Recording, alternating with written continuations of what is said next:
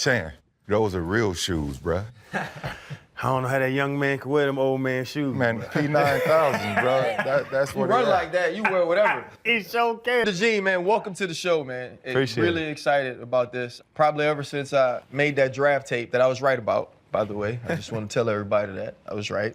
This is Fred Taylor, this is Channing Crowder. I'm Ryan Clark, Cooper DeJean, Super Bowl champion. Cooper DeJean, the first man to score a touchdown on his birthday in the Super Bowl. Pivot fam, thank you for pivoting with us. This episode is brought to you by Crown Royal. I mean, I think the first question is, man, how are you healing up from your parade injuries? I'm doing well now. Saturday was a little tough, just recovering from celebrating, and the little cut I got on my eye but it was all worth it.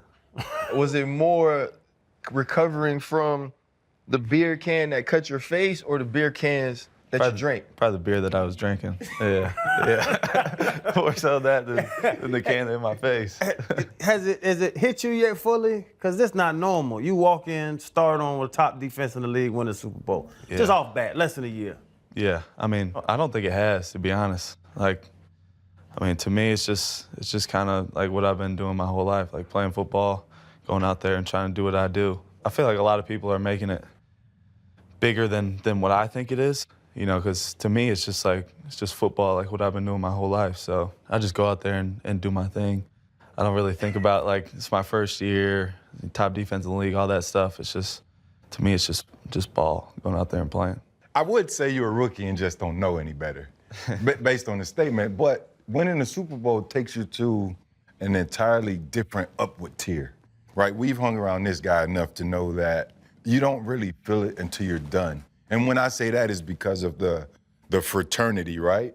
When you're around these guys and you see how, winning the Super Bowl separates you from just being teammates of other players over the years, it's just a different feel. Like, I see how the Pittsburgh Steelers get together, and I'm a bit envious of that, right? Because I didn't win one. And for a lot of the guys, that part is the part that, you'll recognize you feel the most. Just that brotherhood. You look back, man, it took this. We went through the grind. You're able to replay everything as if you're watching a television show, from training camp, the sweat and tears, all of the crap that was going on in the locker room, all of the shit that you didn't want to do. And now all of a sudden, that was the sacrifice and the investment you put in, on your body, on whatever. And you hit the pinnacle of the sport. I mean, I would love to have been in that position and to know what it feels like. I think you're gonna feel it later. Yeah. Do you have a parade set for when you get back home in Iowa? I don't. Not that I know of, at least. Not that I know of. No, but there's a lot of people that were pretty excited. They had a whole little Super Bowl party down in my community center in my small town. I got a lot of text messages, a lot of messages over social media. So, right. But no parade that I know of. One of those text messages was Caitlin, another Iowa Hawkeye legend. How was the message, even though she's a Kansas City fan? I mean, I think us going to Iowa together, I think she was just saying that she was proud of me, congratulating me. That not only that I scored a touchdown, but winning, the biggest game in football. My first year. So I appreciate her for that, sending that message, even though she's a Chiefs fan, and she claimed that she was cheering for them, throughout the game. But no, it was cool to get that message from her. Sitting across from you, bro, I am getting old. I try to fight it, but I have 2 kids older than you.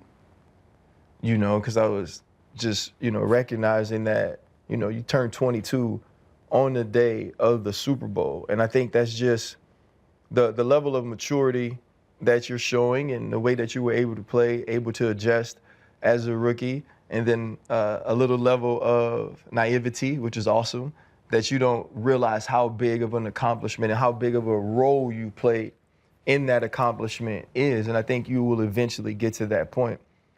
A lot of these videos, Coop, have come out about some of the speeches given by the veterans before the game. I've been in that meeting before.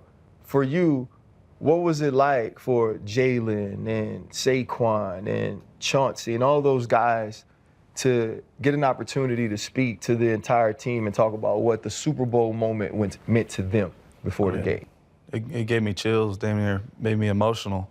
Just watching those guys up there, talking about their experience last time and the way it made them feel. You hear Jalen talk and Saquon every once in a while, and BG, but those other guys, like you don't hear them like talk like that or get emotional, get up in front of the team and say things like that. So I think it just inspired me. Like even though it was the night before the game, like I was ready to go, ready to play right at that moment. Just seeing how last game, made those guys feel and not wanting them to feel that again. And I think everybody knew. Like we knew what we had, we knew who we are as a team, and we didn't think, it was going to be close, at all. As long as we played our game and did what we've been doing all year, we knew we should win this game by a large margin. And that's what we did. And I think that really inspired a lot of the guys in that meeting room, just seeing those guys get up there and talk and seeing the guys get emotional about how much this game means to them, and how hard it is, to get to that point. Because me, it's my first year. I don't know anything else besides, going all the way to the Super Bowl and winning it. So it was cool to see those guys kind of come out of their shell from what you usually see around the locker room and see them get emotional and talk about their journey. Listening to you say that, Saquon said, I don't care how many times they've been there, they've never seen a team like us. And he said, they can't fuck with us. When he said it, then that wasn't just a speech or rah-rah. Y'all truly believe that the two-time defending champion couldn't play with y'all going into that game? Absolutely. I think that's what was on everybody's mind. We talked about all year, like, every game's about us, and what we do on the football field, because we know the talent that we have offensively and what we've done defensively, since the bye week. We just talk about every game's about us, and if we go out there and play our game the way we know how and with the guys that we got, like it shouldn't be close with anybody. Cool, but what the inspiration's one side of the ball. Then there's the X and O side. Y'all are getting ready for 2 weeks. Did you know Vic Fangio wasn't gonna blitz nan time? It had to be a time and breakdown with y'all like, so we not sending anybody ever? That was, honestly, it's crazy. That was the first game I've ever watched where no one blitzed for an entire 4 quarters. Yeah, we had put a new blitz in. We ran some blitzes throughout the week, but I didn't know that we weren't going to blitz all game. Like I figured there'd be 1 or 2 at least, just based on the situation of the game. But if you watch it, we didn't really have to. Like those guys up front. Yeah. They were doing their work. Those guys, Jordan Davis, Nolan Smith, Sweat, BG even was in there running around. Those guys, Jalen Carter. Those guys are monsters. And makes it easy on us in the back end. When you got guys like that up front, we don't have to rush. We can play zone, play our match coverage, and let those guys go to work. How do you pronounce your hometown? Odie Odie. Yeah. Going back to Odie, when did you realize that the NFL was a potential dream that could actually come true? As a young kid, I was always, competitive, wanted to win. I feel like I was always on that another level compared to the kids in my era, because I'm from a small town, just under 1,000 people, so not many Division I athletes come from there. Really, even going into high school, I didn't know if I'd be able to play college sports. I thought I was going to be a basketball player going into high school, and football just kind of took off for me. And then I got an offer from Iowa. Was my only FBS offer that I had, coming out of high school, and that was my dream school, and that's where I wanted to play. Going there, I didn't even know if I could play there, to be honest. Coming from a small town, small school, I haven't really played any big time competition. So going there, my first year played on special teams and got some reps on defense a little bit, and then the year after that was kind of when it took off for me. When I kind of had that realization that playing in the NFL might be possible. Went through my sophomore year, had a good year there, and then my junior year I ended up getting hurt at the end of the season, so that made it tough on me whether to decide to come out or not. I decided to, and it's worked out. Based on 2 stereotypes would make you a walking contradiction. 1, I saw your high school highlights. I didn't see a 3-pointer. Most of the times they say white men can't jump, white men can't play cornerback. But I saw your highlights, and you were dunking all over the place. You weren't shooting the 3 ball, but you were dunking on everybody. And you're a hell of a cornerback. The athleticism, like the hard work, like what did you do in your youth years to develop your skill set? So when I was a young kid, all I did was run around and play sports and go to the playground, do things like that, just staying active. My life's always been all sports, you know, and my parents, you know, they knew that's what I loved, and you know, they taught me that I needed to work hard. You know, if I had dreams that I wanted to accomplish, you know, I had to work hard at those things. So there was a lot of sacrifices growing up that I made to be able to push myself to get to this point. It wasn't easy, and you know, I hope, you know, coming where I come from, you know, that I inspire, you know, those kids back home. For sure. From my community, though, that, you know, we're from a small town, but like, you put the work in each and every day, in the gym, on the football field, whatever it is, you know, you put that work in, like, you can go as far as you want. You, are you fighting for equality? You see, no, RC shirt, man, it's just funny to me. Like, but the friend's question is weird. It's like, the white boy. Oh, damn, the white boy. Like, your name is known, and it's like, oh, that fire-ass white young dude that played for the Eagles. Like, just that have you had that your whole life? Because in Odie Bolt, They all look like him in Odie I would Bolt. guess you're Odie Bolt's finest. They all look like him, though. And then you go to Iowa. And you know, Iowa has some black dudes on the team. Obviously, Iowa a good ball club. But it's just at every level of football has everybody been like, damn, the white boy. I just had a conversation on a barbershop. Who was the last white corner? Man, Jason Sehorn. Man, Jason Sehorn was a goddamn safety.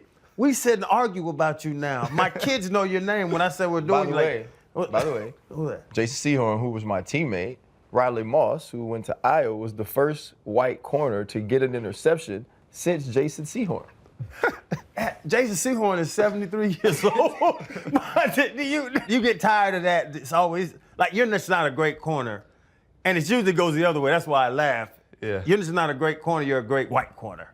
You're just not a great athlete. Man, that white dude can dunk. It's like, what's his name? Mac McClung just do it. Yeah. Like, it's amazing that this white boy can jump over a car. He's an athlete. Just let him jump over the car. Do you get tired of that? I think I don't know if I get tired. I kind of got used to it by now. It's kind of what's come with it, I guess. Me being white and playing corner. It's kind of what's came with all of it, you know. And Riley did it before me. You know, he got drafted third round and the year before me. So, and I played with him at Iowa. So, I mean, I never really, you know, doubted myself because I was a white guy playing corner. You know, I kind of, it never really crossed my mind when I started playing, because I came in as a safety and then I got moved to corner, and it never really crossed my mind, you know, that I was a white guy playing corner. It was just me going out there and playing ball, you know. So Growing up in Odie Bolt, and what was it, OABCIG? Yeah. What the hell does that stand for? it's 4 towns put into one. So Odie Bolt, Arthur, Battle Creek, Ida Grove. 4 towns put into one high school. So with 4 towns put into one, Cooper, y'all was still 1A? Yeah, so we went back and forth. My junior year, we were 2A. My senior year, we were 1A. Well, you were a 3-sport star, right? Basketball, track, football. And you do all of these things, and you end up going from Odie Bolt to Iowa, where it is more diverse. And then you in Philly, you know? And you're not only in Philly, but you're a defensive back in Philly. And Philly has the super fan of super fans. Cool. Gilly the Kid, right? He's the king now. So when I see you after the game, bro, and your parents meet Gilly, and he's hugging your parents screaming, he's a legend. What is the moment like, man, where you're like on the field celebrating the Super Bowl with Gilly, and Gilly is telling your parents that rookie corner Cooper DeJean, one of the best nickels in football, is a legend? It's crazy. Gilly's crazy, first of all. No, he's a good dude. No, but just to hear him say that, I think he's been here his whole life, Philly. So hear him say that is pretty cool. He's been watching Eagle football for a long time. To hear him say that is, I mean, it's crazy to think about. I don't think it really crossed my mind when he said it, to be honest, to my parents.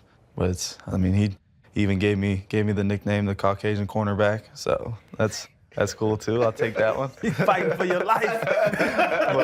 But Gilly's crazy. He's been awesome. You know, really supportive. He's been a great guy to get to know. When your parents walked off, did they go, Cooper, who's that? Nah, they do him. Why'd they have that voice? Because they from Odebo. Tell they from Odebo. I'm just gonna tell a quick story, right? So I hate that you're sitting there, because normally when I sit with Super Bowl champions on this show, I like to be on the same side of the room as they are. Because there are certain things that you and I know that we share that they don't.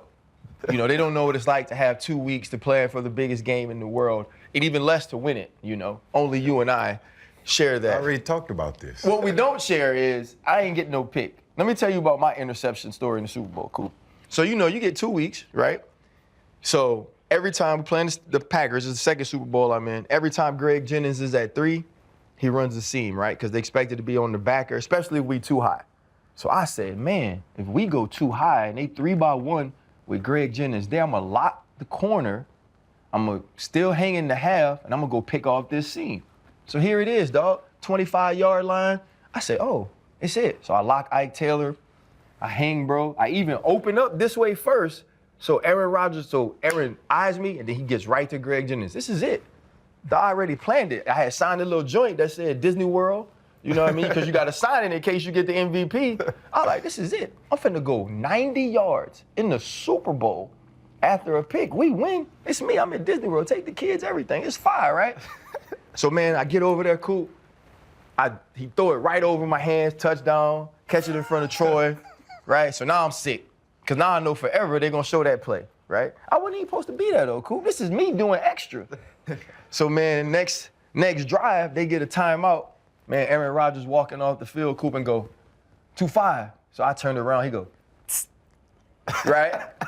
And people say that's why I don't like him, but that's not true. I like Aaron Rodgers, fine. But I do want to ask you, bro, one, y'all played the play perfectly. It's a sprint out. Chauncey gets the corner. Oren is rapping to the quarterback. You fall back in, you get the pick, bro. You run, you score. At that point, what's going through your mind? I was trying to catch my breath. I had all this excitement and adrenaline. You know, it's already the Super Bowl, so you're already, you know, you got all that, energy built up. I was trying to catch my breath. I don't know if I really realized, you know, how big of a moment it was, you know, at that time, you know, hearing Saquon. I don't know if you guys seen that mic'd up what Saquon said to me. You know, What'd he say? It was something about being a big player. I forget what exactly it was, but he said something to me, and that was pretty cool. That's when I kind of realized, you know, that was a pretty big moment in that game. Really, if you look at that play, everything played out perfectly. It was a sprint out. Zach Bond ran to the flat, which is, we were playing quarters coverage, so they were in a bunch, ran like a box. So it was a sprint out, and they had 4 guys flooding that side of the field. So Zach Bond ran through, allowed me to fall back inside, and Orem was wrapping around and put pressure on the quarterback. And I just had to catch the ball first. I dropped a couple earlier this season, so luckily I caught it there in the Super Bowl. Took it back to the house. But it was a cool moment, you know, especially watching it back now. I'm on video. It's crazy. You caught the booty of the ball, too. I know. I almost dropped it. It almost snuck right out of my arm.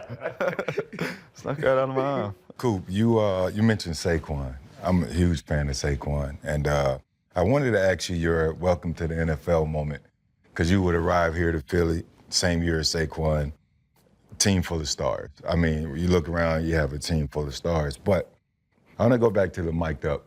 I heard he and Jalen speaking about, Jalen said he was the missing piece of the puzzle that got you guys here. What's your thoughts on Saquon? Having seen him play for the Giants, now you arrived the same year, your teammates, just going through the season, how he is as a leader, as a player. I just want to hear your thoughts having to be on the opposite side of him every day in practice. Yeah. First off, he's one of the best leaders I've been around, you know, ever in my football career. Because he's everybody sees him as this amazing player, you know, on the field, but like off the field, he's such a down-to-earth guy. You know, I remember when I first got there, so I was just a quiet guy walking around, trying to get my feet wet, figure out my way around the building. And, you know, he was a guy who every day would always check up on me, you know, make sure I was good. So that was awesome, just, you know, such a you see him as a superstar, you know, when you first get in there, and then, you know, seeing him just like as a normal dude, you know, asking how you're doing, things like that was cool. I'm glad I don't have to face him in a game though. You know, he's done some stuff on the football field that probably won't ever be done again. The backwards hurdle that he made is probably the greatest football play I've ever seen. But just watching him and what he does, and you know what he does for our offense, because it opens up so much stuff for our offense when you got a running back like him. You know, catch the ball out of the backfield, run the ball the way he does with our O-line up front, and then it opens up the passing game. You know, and then you got A.J. Brown, Devontae Smith, Dallas Goedert, those guys on the outside. Like, I mean, I don't know if you're a defense how you really stop that, to be honest. But you know, Saquon's an amazing dude, amazing football player as well. So it's been fun to watch. I never thought this would be a thing on the pivot. We're actually going to have 2 Iowa Hawkeyes back to back, right? Tristan Wirfs, Tristan. right? Yeah. We had Tristan on the show, and Tristan made a very big claim when it came to you and Saquon. What Tristan said was, hey, I know everybody loves Saquon, and he has all these amazing track measurables and statistics, but he said Cooper DeJean had a faster, I think you had a faster, 100? And he said you had a longer long jump. Tristan saying that you are a better athlete than Saquon Barkley? It's just the numbers, Coop. I don't know. I don't know if I'm a better athlete. Maybe I'm faster. I don't know. We might need to get a race in. It's not maybe. Did you outran him? I mean, I think I ran like a 10.6 in the 100 was my fastest. I don't know what Saquon's was. 10.7. Yeah, I ran 10.6. And did he do long jump too? That's the thing I don't know, but to Tristan's defense, it depends on the definition of athlete. But you're a 3-sport athlete. Yeah. Running backs most of the time only know how to play running back. And with those thighs on Saquon, I don't think he did many other sports other than track and football. Yeah. I haven't seen him hoop or I've seen him play golf. He's getting better at golf. He's got a little work to do, just like me. But we play golf together. He's a solid golfer. I don't want to make any claims that I'm a better athlete or not. I mean, Coop, listen, I'm just talking about the numbers and the measurables, you know. Nothing about who's the better athlete. Fred made that a bigger thing. I just wanted you to know. That's what Tristan did, I just right? wanted you to know that Tristan stood up for you, bro, and he showed love. Why do I assume that you're a great golfer? It's tough when you can only play however many months out of the year. Yeah. You got like 6 months you're playing football, so you can't really play golf. But last summer I think I was like a 10 handicap at the end of the summer. I'm trying to get back there this off season. Hopefully I can. I'm trying to break 75 this off season. Damn. In 18 holes. I've gotten down to. He's an Just athlete. about My 80, thing, so. Fred, I just try to get into double digits. Give me old 98, I'm good to go. But speaking of athletes, because you brought up AJ and Devonta, even just in your division, I want to bring up everybody. You got CD, you got Scary Terry, you got Neighbors, you got all those dudes, like, coming from Iowa, you weren't playing guys like that. And to step on the field with them dudes every day at practice, because like you said, you don't see Saquon too much. But I'm sure you got to go see AJ in the slot sometimes, and Devonta and all them. Like, what was that transition from? Because you're athletic, but it's different just being fast and quick and being able to cover the top receivers in the world. I think when I first got here, I was a little starstruck, lining up against those guys. I was a little too nervous. I wasn't being myself. So those guys were working me out there on the field. So once I got comfortable and you realize these guys are just like me. Like, these guys are athletic dudes who play football just like I do. They're gonna make mistakes, and so then I think my confidence just grew over time, and I just was lining up like, all right, let's do it. Let's line it up. It's me and AJ Brown. Let's just go at it. Whoever was in the slot. But those guys made me better. Throughout the course of training camp and throughout the season, when the first part of the season when I was on the scout team, going up against those guys, I think it really gave me the confidence. Like I can really do this. Like, I can play. And start for this team. And it helped me. I think when I did start after week 5, got out there and just allowed me to play confident.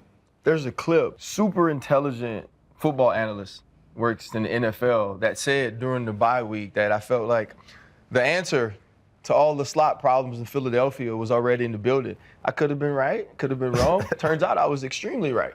Obviously paying attention to the news, your first preseason game wasn't like that though.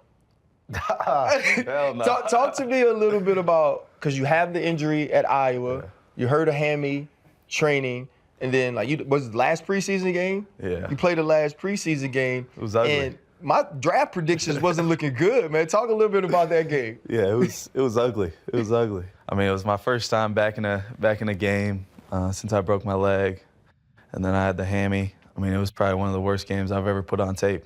And my DB coach would say the same thing. He'd tell me all the time, like Coach CP, he'd tell me that that's probably one of the worst nickel performances he's ever seen in a game.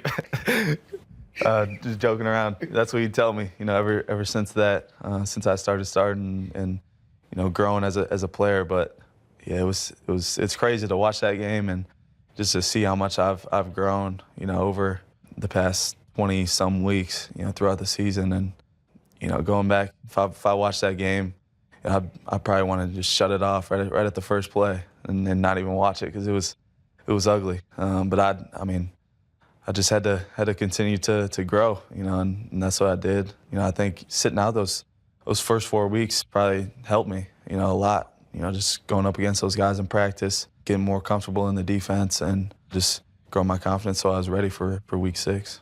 Fast forward that to the start against Cleveland.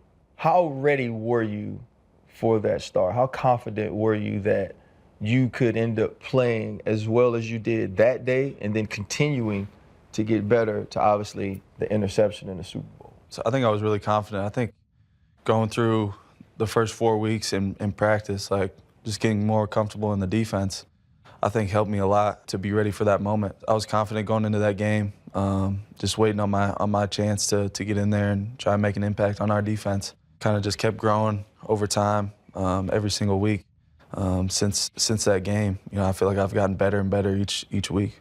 You know, you have like these teammates that have kind of become, especially once you win it, like they become like these mythical creatures. Your quarterback, who I communicate with, and he older than me, bro. Like, maybe not in age and physical ability, but in spirit, he's the oldest human in the world that plays football professionally. Yeah. And it's so funny, they did like the Disney World thing, and they were asking him questions, and he wasn't even fun. No. Like he's, you know what I'm saying? You know, like normally like people play along with that junk and answer it. They asked him at media day, hey, who you think won the beef? And he was something like, oh man, you know, I'm an old soul. I listen to like Teddy Pendergrass. You know what I mean? I don't even know what that is. When you are on the other side of the ball, but talk a little bit about Jalen's focus, Jalen's leadership, and how his sort of demeanor, characteristics, and personality as the quarterback of the Philadelphia Eagles helped you guys get to the pinnacle of the sport. Being the quarterback, you know, everybody's watching you. So, you know, just the way he carries himself, you know, throughout this whole season, I don't know, you could probably count on one hand how many times I saw him smile in the locker room. He's just been extremely focused throughout the whole season, you know, ever since I got here. And just seeing that, especially as a young guy, like just watching him and see the way he works after practice, the extra work that he puts in the weight room. Seeing that as a young guy, I think you see that what it takes, you know, to be great. And I think that's, you know, helped our team, you know, throughout this whole season, just stay focused. Because everybody knew the goal, everybody had been there. Well, most of the guys had been there, been to the Super Bowl, and you know, had that feeling of that loss. You could just see, you know, the focus and determination in him, you know, throughout this whole season. And I think it carried over and rubbed off on a lot of guys in our locker room, just to stay focused no matter how big of a win we had during the season, or even if we had a loss, just to stay focused because we all knew what the end goal was. Talking about being great and carryover. The Eagles hired Nick Sirianni in 2001 after Coach Doug Peterson. He traded away Carson Wentz. People thought it was crazy that you traded away the guy who took you to your 3rd Super Bowl and eventually won. Traded him away for Jalen Hurts. Obviously, we know the story behind that. He challenges the Eagles fans. He's fiery. you know, that relationship with the players, what makes Coach Sirianni as good as he is? Actually, what makes him great? Because he's gone to 2 Super Bowls in 4 years, right? What makes him great? I think just his passion, that he has. Everybody sees his passion that he has for the game and for our team, and what he stresses, the details within the game.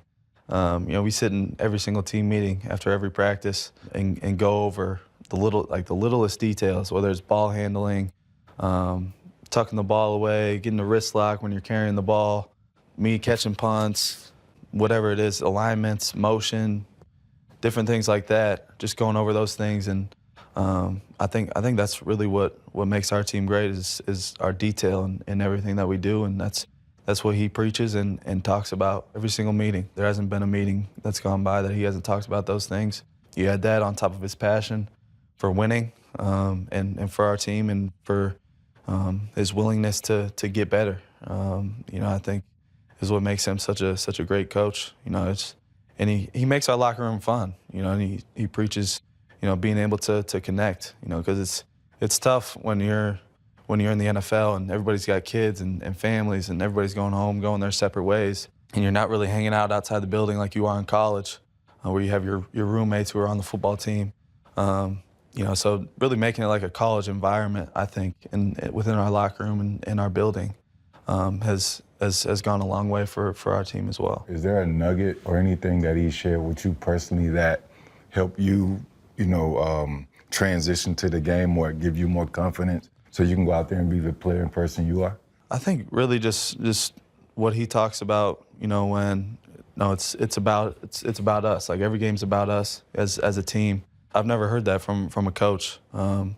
Just focusing on what we can do each and every week to get better and what we do throughout the game with the talent that we have. And we do what we do on the field and we play the way we know how. Like Saquon said, nobody can mess with us on the field. You a good-looking dude. I done seen you like to come out with your shirt up. You got the abs and all that stuff. Very articulate. Smart young man. And now you're a Super Bowl. Like you said, Gilly said it, like a legend. Like everybody's going to remember that pick 6. How has the social life changed in the last 12 months? Because I know them girls throwing it. Chan. You got to ask it the right way. You got to say, Cooper, how does Steph feel now that you're a young sex symbol? Hey, Cooper, how does Steph feel now that you're a young sex symbol? There you go.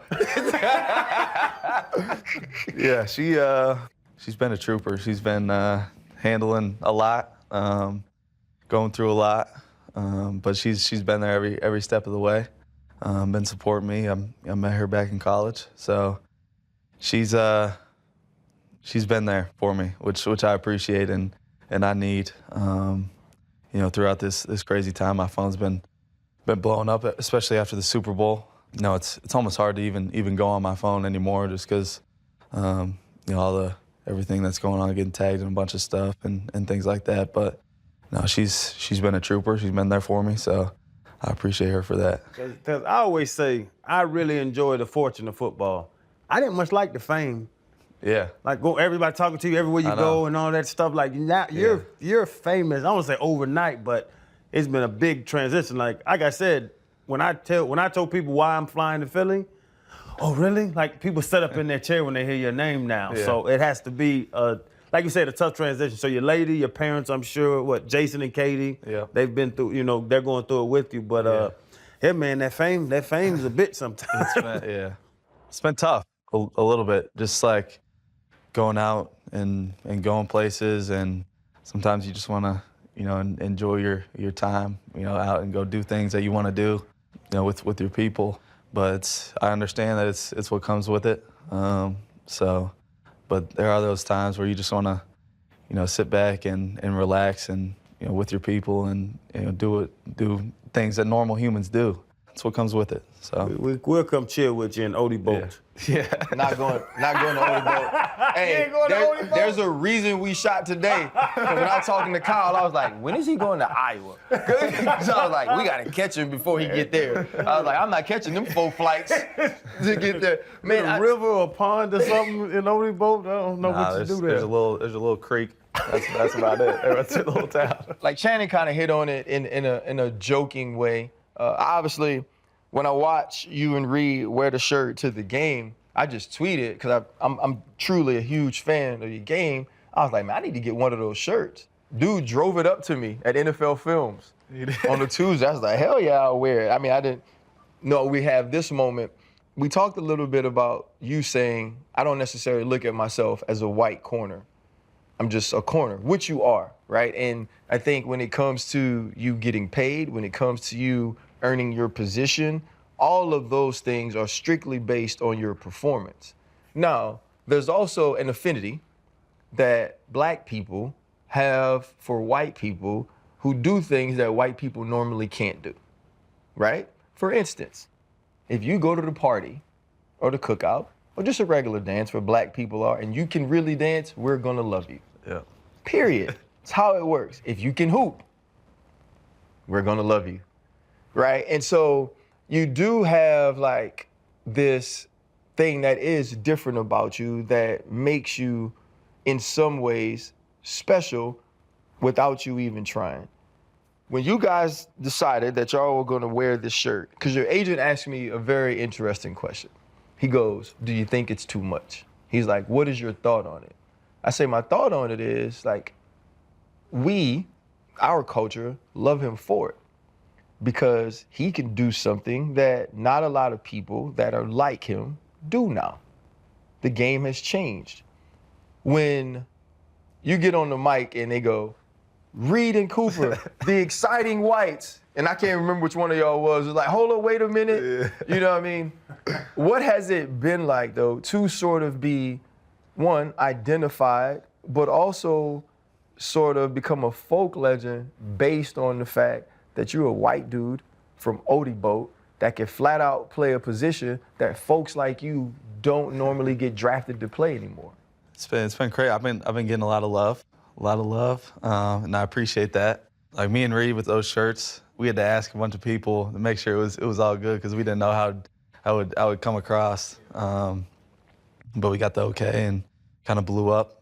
I said this already, but I just go out there and play ball. Like I don't really think about, it's me being a white guy playing corner. I feel like everybody on social media and people around the world make it a bigger deal than I think it is. So, I mean, to me, it's just me going out there playing ball. And Kyle, he wasn't a fan of the whole exciting whites thing. That's your agent? He's not, yeah.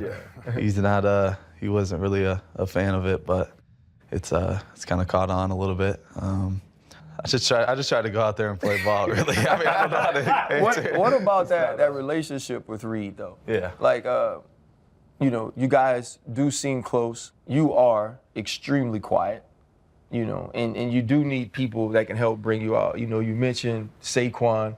Like, I just know, like, my closest friends were in the room.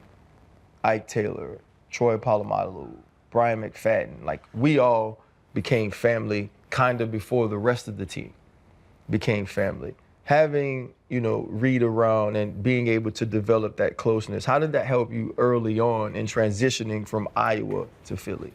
Helped me a lot. He, he kind of brought me in and just made sure I was good because, like you said, I was a quiet guy coming in, and he was always checking up on me, making sure I was good. Like even outside the building, like we live pretty close to each other, so we were hanging out outside the building, playing golf, doing whatever it was. So it was good to have, a guy like him just bring me in and allow me to get comfortable. And me and Q were pretty close too, so having him there, being two rookies, helped a lot. And just coming in and learning together, and learning how to be NFL players coming in. So those two guys really helped me along, and just growing and with everybody in the locker room.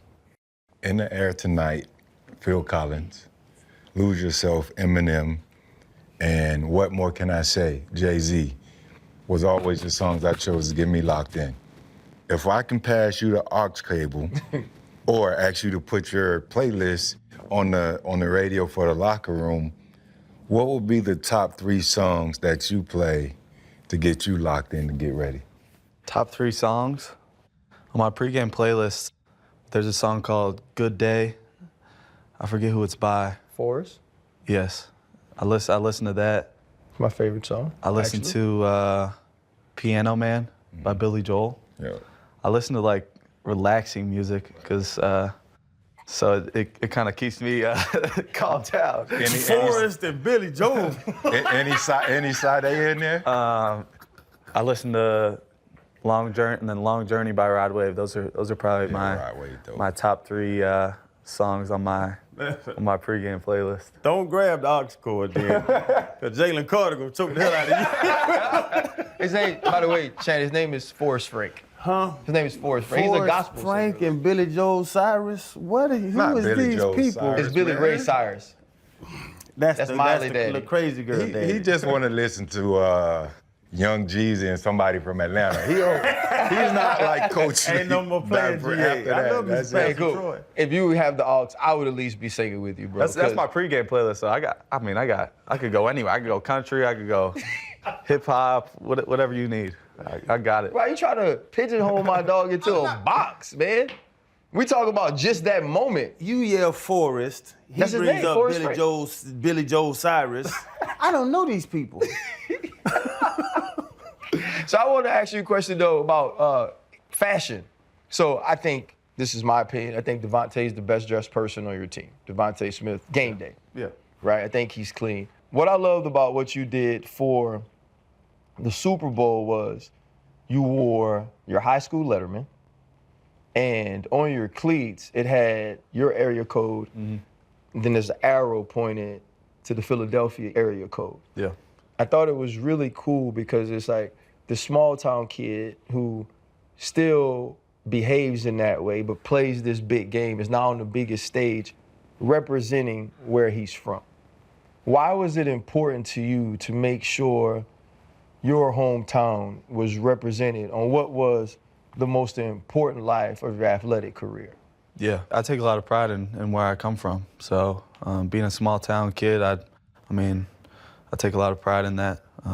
And being able to play on the biggest stage, why not represent, where I'm from? Everybody can kind of figure out, where Odebolt, Iowa is and what, ABCIG High School is. So it was just awesome for me to be able to represent them and wear that jacket. I knew everybody back home would be watching, so get everybody excited back home and just to wear that on my cleats, just because it means a lot coming from a small town and to be able to not only go Division I, but then make it to the NFL after 3 years in college. It's a lot of emotion coming from there. Being able to do this and the support that I get from back home, it's just amazing to see, to be able to inspire those people back home. It's awesome for me. I'm just glad I get to. Hopefully, I'm doing it the right way, and I hope those kids back home are looking up to me, and I hope I can, put on a good show for them every time I step on that field. I didn't expect that. That was, yeah, because you've been real chill, man. That was real. I watched the highlight. Number one, right? Late game heroics. Runs to the left, cuts it back all the way back across the field, scores a touchdown. We've seen big punt returns. We've seen all these huge plays that led to you getting drafted. And then it was sort of like throughout the season, like we could see it, you'd say it, but you know how it is, man. It's such a difference between 4th and 1 tackle on Jamar Chase in week 6, which was huge, or a 4th and 1 breakup and a pick 6 in the Super Bowl. So I don't really feel like you've been able to digest it. So this is what we're gonna do here. This is gonna be a Pivot original. We're gonna let you watch it. And I just want you to take me through what you're seeing. I think even in the clip, Saquon tells you, he's like, you're gonna have one better than that. So I want you to be able to check it out for yourself and really take it in, since you don't look at your phone. It is 3rd and 16. Back goes Mahomes. He's rushing. He's looking. It's intercepted. It's intercepted. I did catch it back of the ball. To the 25. Down the far side is I don't even know if there was anything going through my mind in this moment, just trying to get in the end zone.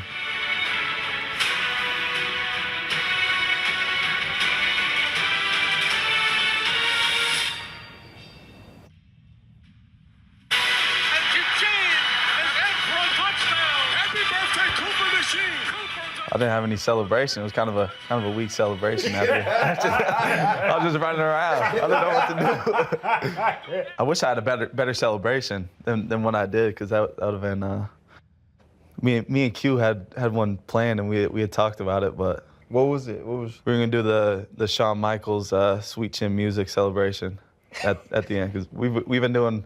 He's like a big WWE guy for some reason, and I mean, I used to watch it when I was a kid, so I mean, we had done the pedigree, the Triple H pedigree. I botched that. That one was on me.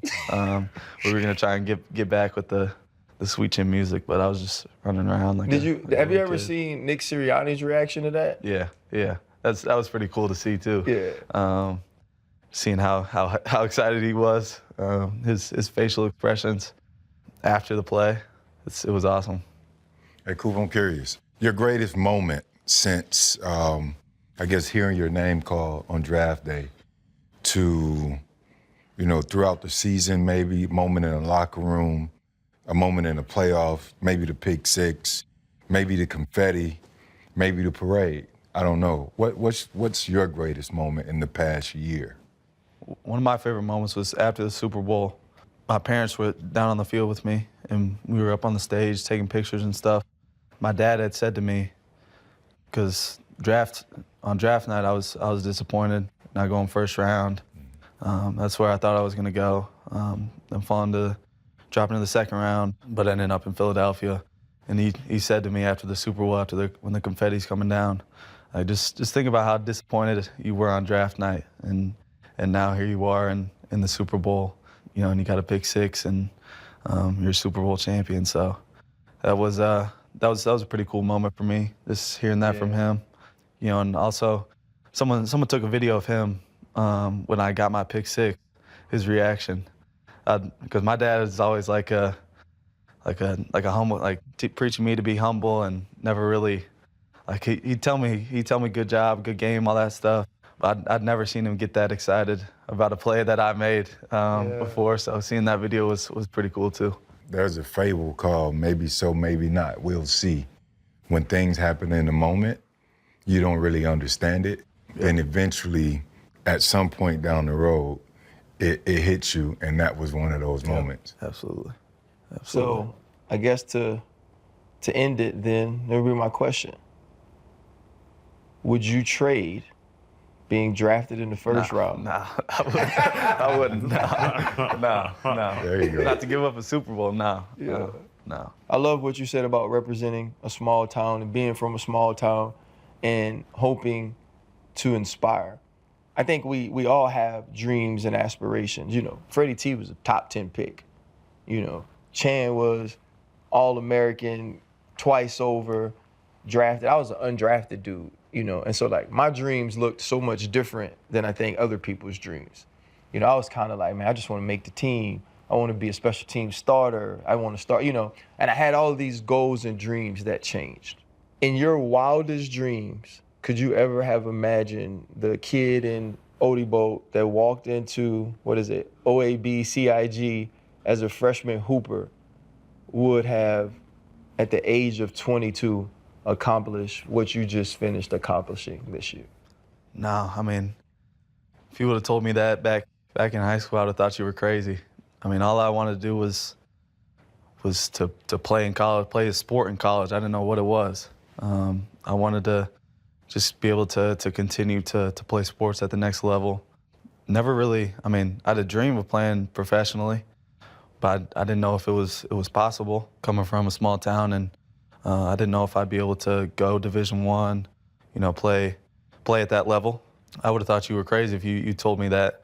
I'd be sitting here with you guys on this podcast right now, and I was a Super Bowl champ at 22 years old. It's just crazy to think about.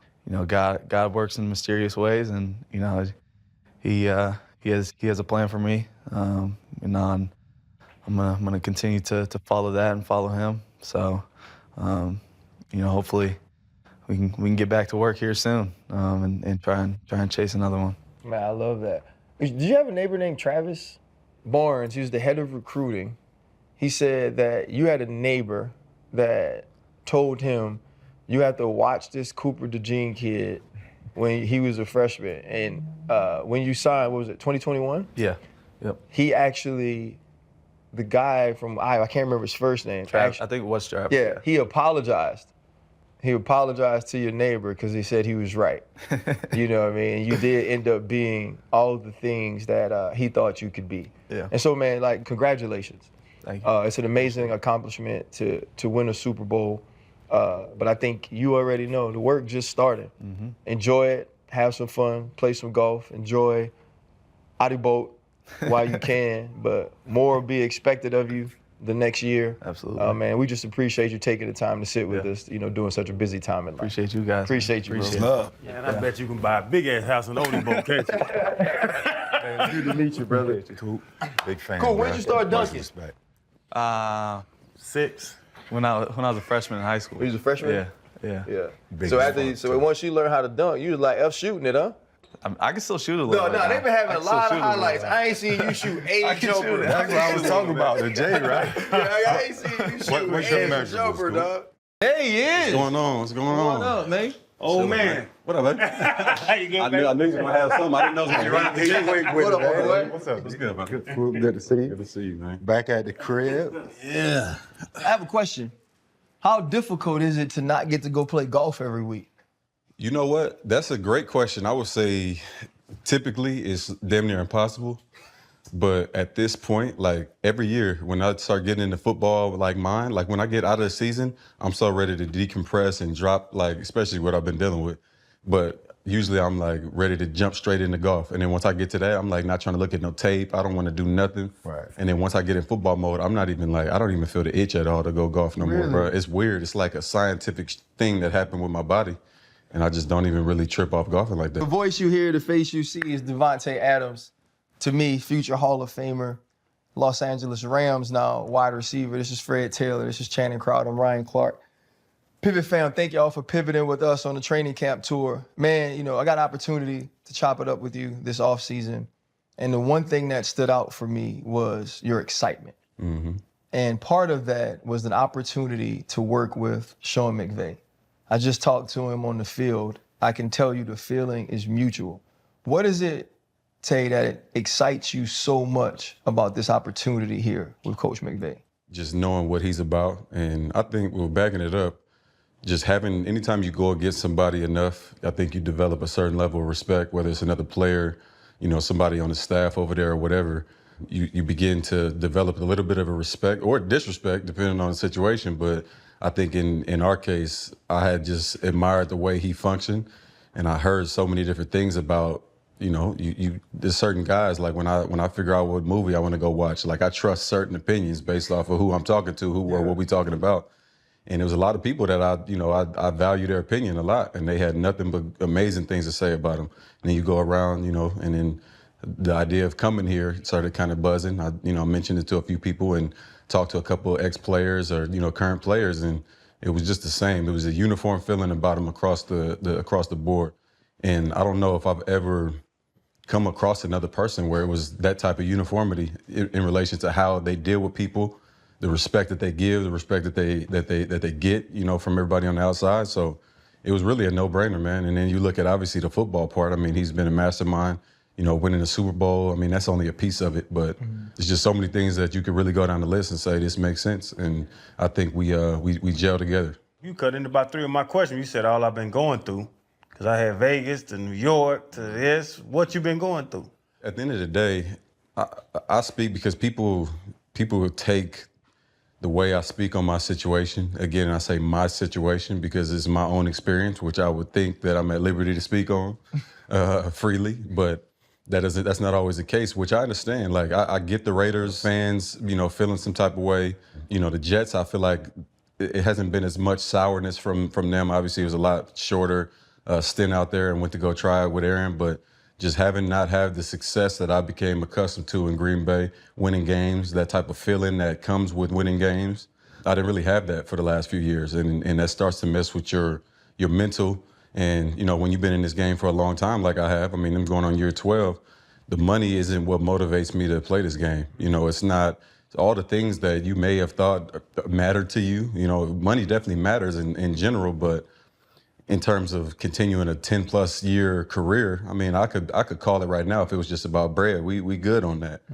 I'm in search of trying to win a Super Bowl, which obviously there's a lot of things that need to happen for that to happen. And that's never a guarantee. But when you come to a place like this where the foundation is set, the staff knows what they're doing, you know, the players are totally bought in. It's a young team and one of the most disciplined groups of people I've ever been around, to the point where it feels like a college or like a De La Salle or something like that. You know, this is a real disciplined football team, and obviously I hope we can put it on tape that way and show it all year. But just based off what I've seen, man, I've been blown away by this experience and what this can present. There is dudes in this league, when you mention their name, or even when you're in the rooms in the media world that I work in, the word solid always comes up. Solid, great leader, good dude. That's what happens with you when people just talk about you away from the field. Your character was in question when the Raiders news broke about the trade and all those things. How difficult was it to have people speaking on you personally that didn't understand what was going on with you in Las Vegas? Yeah, well, I mean, I see that still right now. And it hurts because as a person that's a good guy at heart, you want people to think and feel good things about you at all times, especially when that's who you are, you know, to your core. So it would be a shame if people walk around thinking that I'm some diva or, you know, looking for attention or whatever it is that they think that's not accurate.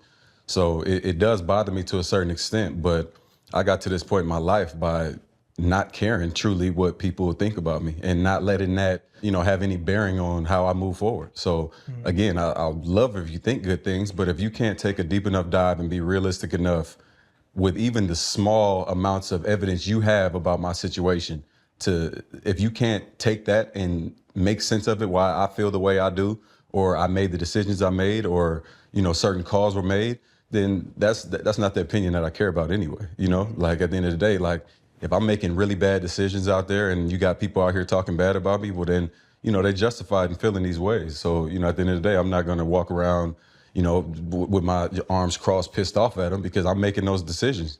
At the end of the day, all I've done is try to find happiness and try to find a way to win and enjoy this game that, you know, I grew up loving and has presented me with so much. So I've been trying to just compliment the game the way it's complimented me. Unfortunately, in order to do so, I've had to detach from certain organizations, and it may have even happened a little nastier than what I would have liked. It was never intended to be anything, you know, malicious or negative. It was always supposed to be a smooth transition, which is why I think that the Raiders one irritates me the most, because that wasn't because of me at all. Having conversations with you, obviously I can have those conversations, and off camera we can really get into the nitty gritty, but doing that on camera just presents a whole nother issue for me. Right. Yeah. Now, we're definitely respectful of it all, but RC started everything off. He said, potential future Hall of Famer. And I totally 1000% agree with that. In recent years, we've seen the instability in which you were just talking about, right? Do you think that watered down your entire body of work? Because your trajectory was here, right? And then the multiple changes, people start questioning and wondering, you know, what's going on. Do you think those changes watered down your body of work? And with that instability, how do you find internal stability? Well, I could answer the second part first. I find the internal stability because at the end of the day, there's logical human beings out there like myself that are basing how they feel off of real things. You know what I mean?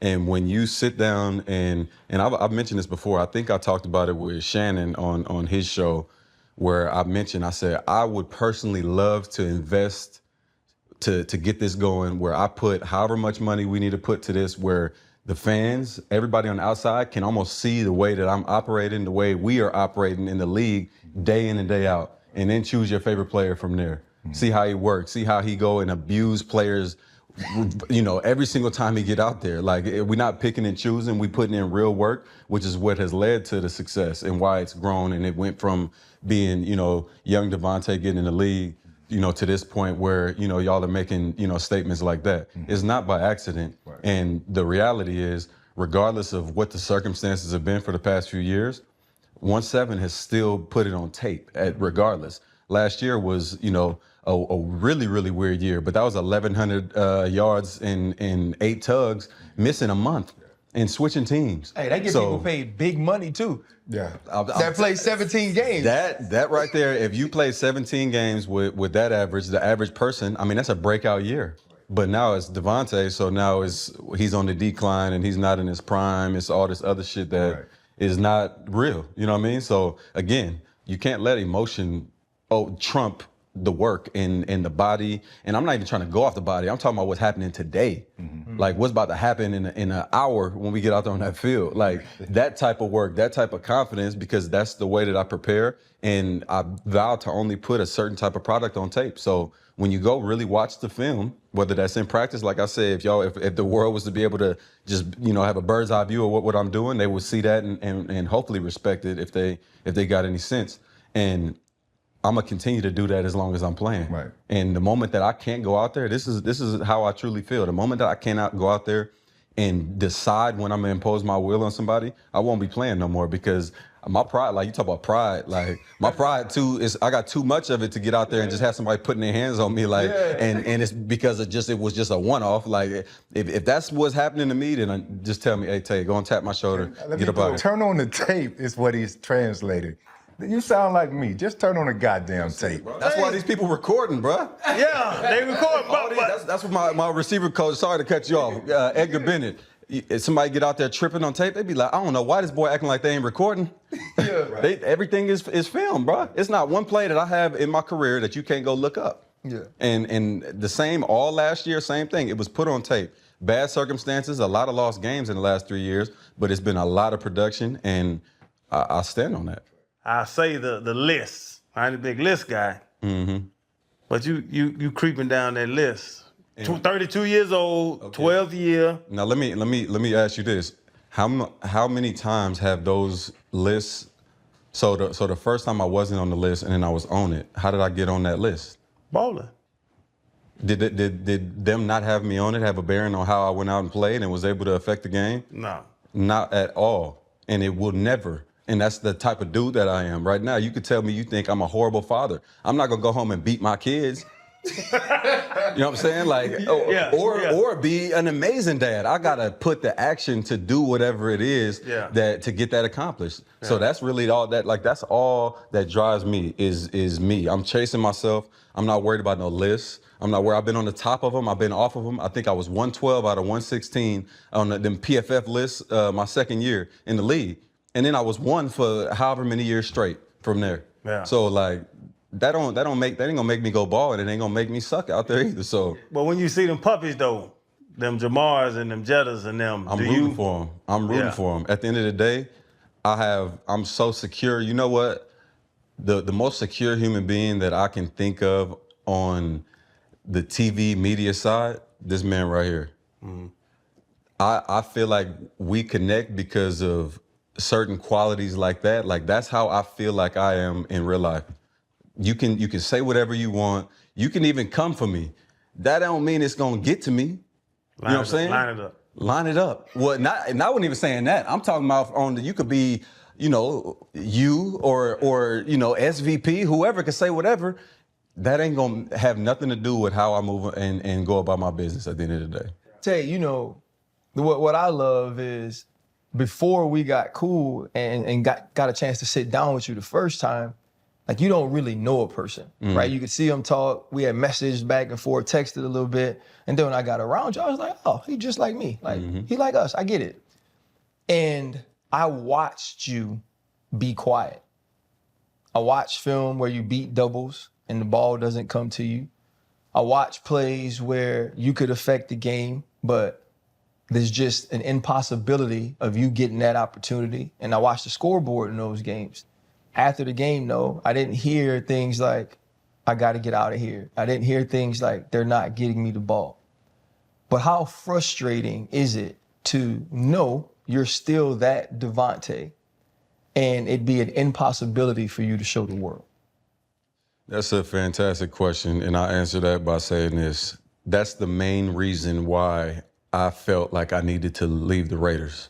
It was a childhood dream of mine, and I wish it was another word that goes further than dream, because being from the Bay, all my family being from the Bay, you know, growing up East Palo Alto, being a Raider, like if I would have got drafted to the Raiders, like at that time, obviously I'm more than grateful for my opportunities in Green Bay, but like my family would have literally, I mean, the whole hood, everything would have lost their mind. Me getting an opportunity to go there, like that was crazy. I thought it was over. Like once I was 8 years in Green Bay, like I didn't know if I could play 8 years, let alone, you know, have a chance to go somewhere, you know, and have an impact on a team like that. So that was the main reason why I felt like I had to get out of there. I can't be in a situation where I'm year 11, 9, 10, 11, whatever it is, and the reason why I'm not getting off is not because of me. I could easily be in year 10, whatever plus, and Father Time come get me, because that's natural. That's going to happen, and I'm not going to always be able to play the way that I can play now, or whatever the case may be. But let it be because of that, not because of any other external factors. This game is too hard. It's too many variables, so I try to be the control variable as much as possible, right? Get open every time, you know, hold my teammates accountable, do what I can individually to make sure that this whole thing can work. Because when I run a comeback and I get open, catch the ball, it ain't just because I beat my guys, because they held up. The ball, he looked at me, he threw it to me accurately, all these things that come together. So I started feeling like a sense of helplessness, I guess you could say, where typically when I'm walking around warm-ups, I'm walking around like I own that place. Like, you know what I'm saying? Like, and I can see people looking at me, and I love it. Like that type of attention and you know, like one of the DC for the Raiders used to walk by and warm up, slap my hand every time and say, "Box office, they came to see you." And when he was just say that shit would just get like my blood going, bro, to the point where I was like, I need to go sit down somewhere, bro. You know what I'm saying? So like that's my whole mindset, is I just want to be able to be me until, you know, he decided, not anybody else.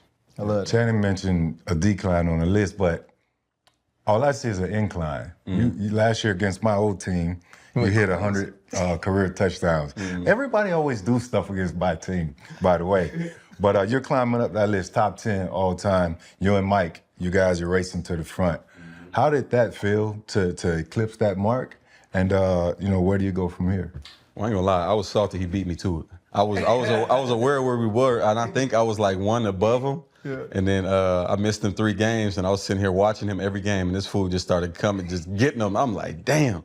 But Mike is one of them dudes that I just got so much respect for, man. And same I feel draft like, class, right? Same class. And I think we were looked at very similarly until all the drama started happening, and then I started turning into like some dude that, you know, was a diva somehow to the world, whereas 8 years worth of just no drama and everything was just smooth and quiet.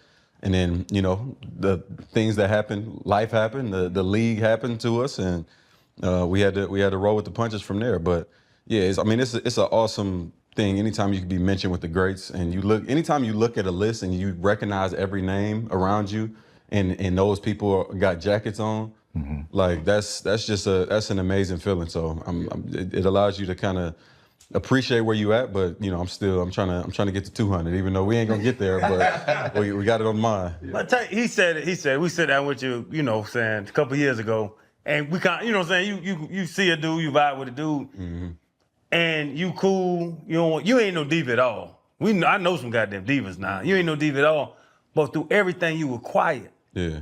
So then that's when people paint the picture that they want to paint. Yeah. If you would have came out and told your side, even from my side, because I'm sitting back watching it, knowing you, I'm like, no, that ain't, like, y'all telling this dude that, like, he a cool guy. Yeah. Why would you stay silent through those times when you do have the avenues, you do have the reach to tell your side of the story?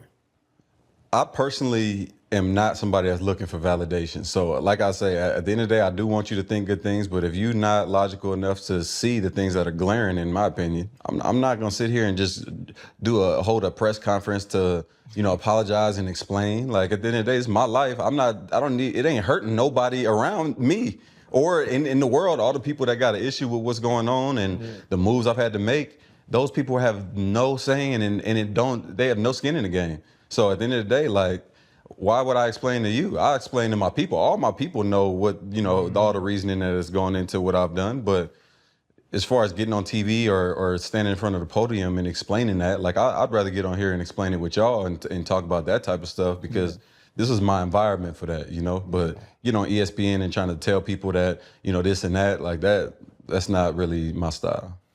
Your family is still growing, you know. And I think it's so cool, man, to see your joy in it. Just in following you, you know, it's like off season, it's the golf course and the babies. Mm-hmm. What has it been like, man, as you've gotten older in this league, more mature, and starting to understand that that's that true legacy for you? How much did that help when the world outside of your home seemed chaotic? Yeah, man. I mean, the kids. I think most people that got kids would probably agree with this. It just simplifies so much for you. It goes from you know, caring and thinking that certain things matter to where it's almost like something just happens in your body to where you just begin to focus on the things that truly matter. You know. And I felt like I was a secure person, and then once I had kids, it just reinforced all of that. And made it even easier for me to just lock in and make the main thing the main thing. Mm-hmm. And as far as like just golf and, you know, family travel, like I was talking to Saquon, I had him, like, I think it was the week after they won the bowl, he came out to Vegas and we played Shadow Creek and we was rapping. I remember sitting on hole 13 with him and he asked me on the green, he was like, what would you attribute like your success to? Just like being able to do this at the level you have for so long. And I just said, man, I simplified this. I made it simple where it's so many things that I can't control on the outside and, you know, all of the things that I have to do that maybe some things I do want to do, some things I don't. But me simplifying that and just making it where I know the things that I want to get out and do and then travel, be with my family. I don't have a million hobbies. My brain's not all over the place. It's here. And then when I'm at home, it's there. When I'm on the course, it's there, you know? And I tell my wife, just call me if you really need me out there because I'm trying to lock in and right. Separate from everything. And I feel like the people that have learned to compartmentalize, those are people that can last in whatever it is that they do. Yeah. I know you're a Jordan guy. You gonna help LeBron with his swing? With his swing? Hey, to be honest, Bron's swing right now is a lot better than mine was when I was just starting. So I don't know. He might, and it's Bron at the end of the day. He gonna figure it out. Yeah. He got enough money to make it all work. So I was gonna ask you, talk about the babies. Do you have a number you want to hit? Because you figured out how to make a baby. Oh, I done hit it. Oh yeah. I'll show you this text. I was sitting there on the BFR. It's like this recovery in there after we lifted earlier. It was in special teams, so I was in there getting a little recovery, and wifey said, well, how's the day going? So I sent her a picture of me with my legs up in the BFR. And she said, what is that? Because it's straps or whatever around your legs, and it looked like it's strapping you to the table. And I said, she said, what the hell? Why are you strapped to the table? I said, vasectomy. She said, I'll kill you. I said, I'll kill you. But it only takes 15 minutes, man. Smooth transition. I might do it myself in a minute, make sure.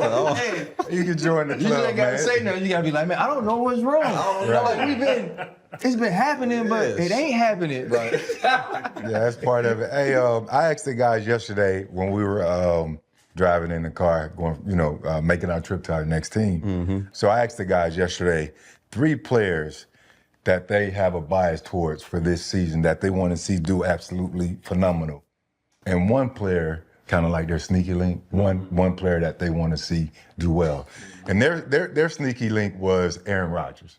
Both of them. That's a good one. Their sneaky link. Off, you gotta be sneaky. I want them to shut their ass up so bad. By the way, it's supposed to be sneaky. The world is not supposed to know I'm rooting for Aaron Rodgers. Okay, so I shouldn't have said it. That was on the car drive, dog. You asked me in the locker room combo. The good thing is, this is the good thing is. You're doing me like academics. Nah, oh boy, that's ugly. We own the show, and we have a dope fucking producer who can chop it up. So it's in her hands. It's all in her hands. But no. For me, it was Trevor Lawrence, right? Mm-hmm. Shador Sanders. I wanted, because a lot of talk out there. You're my third person now. Yesterday was different, but you're my third guy now. And my sneaky, shut up, RC. It's a lot of people. It's all good. It's a lot of people in the league. And my sneaky is Cam Ward, because he's in the Jaguars division. Yeah. I want to see him do well, being the first pick, black guy, all that stuff. But I want them to lose. Yeah. I frame it to ask you that question. The 3 guys you want to see do well, and very good question. Maybe you're sneaky. Well, I'll say 1,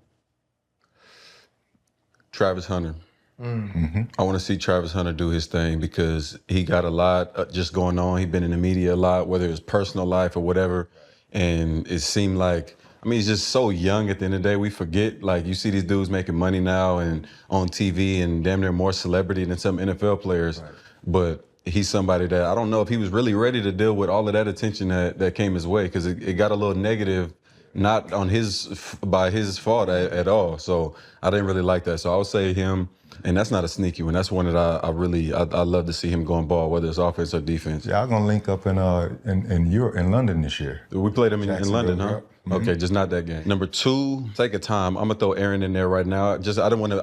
Obviously I'll put him in regardless, but I want to. You know, that's a good one. I think Aaron, just similar to me, like a little bit of a media storm that kind of that discounted a lot of what we did, and I think that's real unfair, just based off of who he is. At the end of the day, me seeing some of the comparisons between is it him or this dude, and I'm like, are y'all serious right now? Yeah. So I can't stand no more of that. Right. So we go Travis Hunter, Aaron Rodgers, and then number 3. It's tough to get it to third. It's the hardest one. If I really thought about this, I could probably, with a little bit more time, I could probably think of something that would hit my heart a little bit more. Right. But right now, I would say just based off the situation and me coming in here and people leaving, I'll say Cooper Kupp. Yeah. Yeah. I'm a big Cooper Kupp fan, and it would have been awesome for us to all play together. It's just obviously team is not big enough for all of that. Yeah. Definitely not the salary cap. Yeah, footballs too. Yeah, that's for sure. So I'll say those 3. You brought up Travis Hunter, because my thing with Travis, we had Travis on the show. Bro, it's crazy how athletic he is. Such a ridiculous, sweet kid. Stupid. Yeah. But going to lock up you next series, now going to run routes against the Rams defense, and then going to lock up you. Can somebody do that in the league? In college, he did it, but my whole thing, I think he can do it, but I don't know if he can play. That's 120, 130 snaps a game. I don't even think it's possible to do for real, not at a high level, and then go in there. It's hard enough to go cover a punt and then be on one side, and I haven't done it. I'm not acting like I'm on kickoff or punt, but I can see the dudes, and I know you got your guys, and you see the yardage of my yardage over the game versus somebody that starts on offense and then plays special teams as well. Like, that's just a lot of mileage, man. And I don't know how long. I'm not even concerned so much if he can do it over the course of a game or a season. It's more like, how long is his career gonna be if he's playing that many snaps? Because all you're doing is doubling your risk for injury, one. Right. And I don't wish any of that on him. I hope that he can play an injury-free season and go ball out. But I mean, that's just the reality. The more you're on the field, it's already 100% injury guarantee. Yeah. Once you get out there playing both sides, and now you got to tackle. Yep. You got to tackle Derrick Henry. With that frame, he's athletic as hell, but the athleticism, he better do some ninja shit if he want to use that to get him down. Yeah, it's a lot of football to play. Yeah. Man, just looking at sort of the difference in the way you moved around in Green Bay and then what I've seen over the last few years. Now you're back with an offensive mind who understands that, putting you in places to succeed. And when we were talking outside, he was like, shit, he's the leverage killer, right? We watched you, me and you, like two nerds. Right. We sitting together watching the damn film on the phone, right? Talking about leverage and coverages. And remember we had Cup on. Yeah. We asked him about Sean McVay. He was like, no, it's different. Yeah. And so for you, I know how you work, right? You're going to be in the present day. How do I perform here? What's that look like here with Sean McVay, with Puka Nacua, with a great run game, with a young running back in Williams who can really go, with a young defense that flat out hunts? You said you're trying to go win that ring. What makes you think this is a place that could happen? It starts from the top down, man. And anytime you got some of the most solid people are upstairs like that. And I've been fortunate to be in some buildings with that going on, but when it's just so solid, all of the people, it's just like a different feel of like true confidence in the building too. Like even, we started the OTA phase. It wasn't like, let's see if we can kill these dudes day one with the conditioning test and, let's separate the boys from men. Like, it's a team thing. understanding that not everybody was combine training over the course of the off season, and what we're trying to do is continue to ascend versus having setbacks because we want to try to go, 150s on the first day. So just seeing how they handle business there, the feeling in the weight room, the feeling in the classroom, the conversations that we have, player to coach, coach to coach, player to player. Like, it just feels like it's not real a little bit, Like, it feels like it's just so smooth. Every day's been smooth, and it's football. So, as the season goes on, we're going to have injuries. There's going to be some adversity, and I'm sure, I won't agree with everything Sean says, and he won't agree with everything I say or do. But that's not what football is. So at the end of the day, I'm not hunting, a perfect, situation. I want the right situation, and I want something that's going to allow me to, play to my full potential. And if I have everything around me that allows that, then that just makes it easier. When I went to Pittsburgh, Chris Hope was the safety there. He was drafted there. They had won a Super Bowl. Everybody loved him. And they didn't talk to me for like an entire offseason, right? Like, I had to work my way in to being a Steeler and one of their guys. And eventually they told me, they was like, we was just mad C. Hope was gone. You mentioned Cooper Kupp already. Like, he's a guy who wins a Triple Crown here, is a Super Bowl MVP. Like, those things matter. In the offseason, Sean put up a video of like, I just want to show you who we have, though, right? And that felt very intentional for me, right? Because it's like, we love the guy that's no longer here, but we're gonna love this guy too. When Sean put that video up, what was your thoughts about the intentionality of that? Well, first off, I thought it was like the coolest thing in the world. Like, it was so different from what you would see in most buildings. Like, and for me, I thought it was super cool because obviously each team I've been to, like, the respect that I've gotten has been like, through the roof. So I appreciate that from every team. But it's one thing, as you were saying, like, people starting to think like I'm falling or, I'm not the same player. So it's one thing to have this name come in the building, we got Devontae Adams and everybody kind of know who the guy is, but it's different when they show you what he just did. Like, this is not like I'm showing you like a career highlight tape. This is last 4 games of the year, 5 games, clips of, and that's basically what it was, like the most recent stuff, a little bit against them as well. And just the way he just talked about that and, empowered me to the team like that. Like, I didn't need that because, like I say, I'm not looking for that. But you could almost see it in the team's face too. Like, as the clips were playing, first of all, like the first half of it, I'm watching it like it's actually taped. Like, they had the camera on me. I was like looking at the screen, like locked in. And then I started like looking around the room, and I'm looking at Matthew like, like doing stuff like that. You know what I'm saying? And I'm like, okay, like look at the next dude, and he like pointing at somebody, tapping him, like looking. I'm like, so that allows the guys to buy in different and like you said, like their guy was Cooper. So not that they were gonna have anything against me, because they all know it's football, but at the end of the day, it still helps the mending process and just getting to know the guys and just being around them.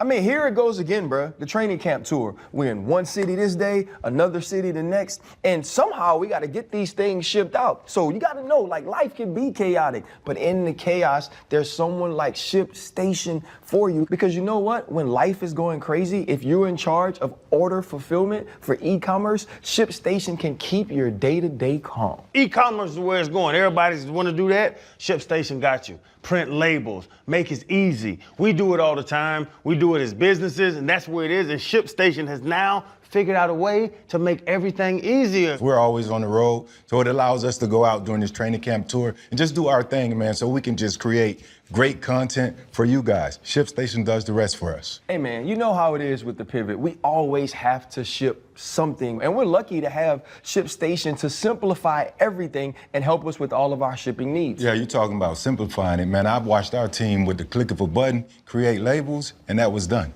Bro, you talking about proof? 130,000 companies use their e-commerce through ShipStation, and 98% of those companies, including the pivot, stick with ShipStation when you're there for a year. They know what they're doing. Switch to ShipStation today. Man, y'all gotta go to ShipStation.com/pivot to sign up for a free trial today. That's ShipStation.com/pivot. Leadership.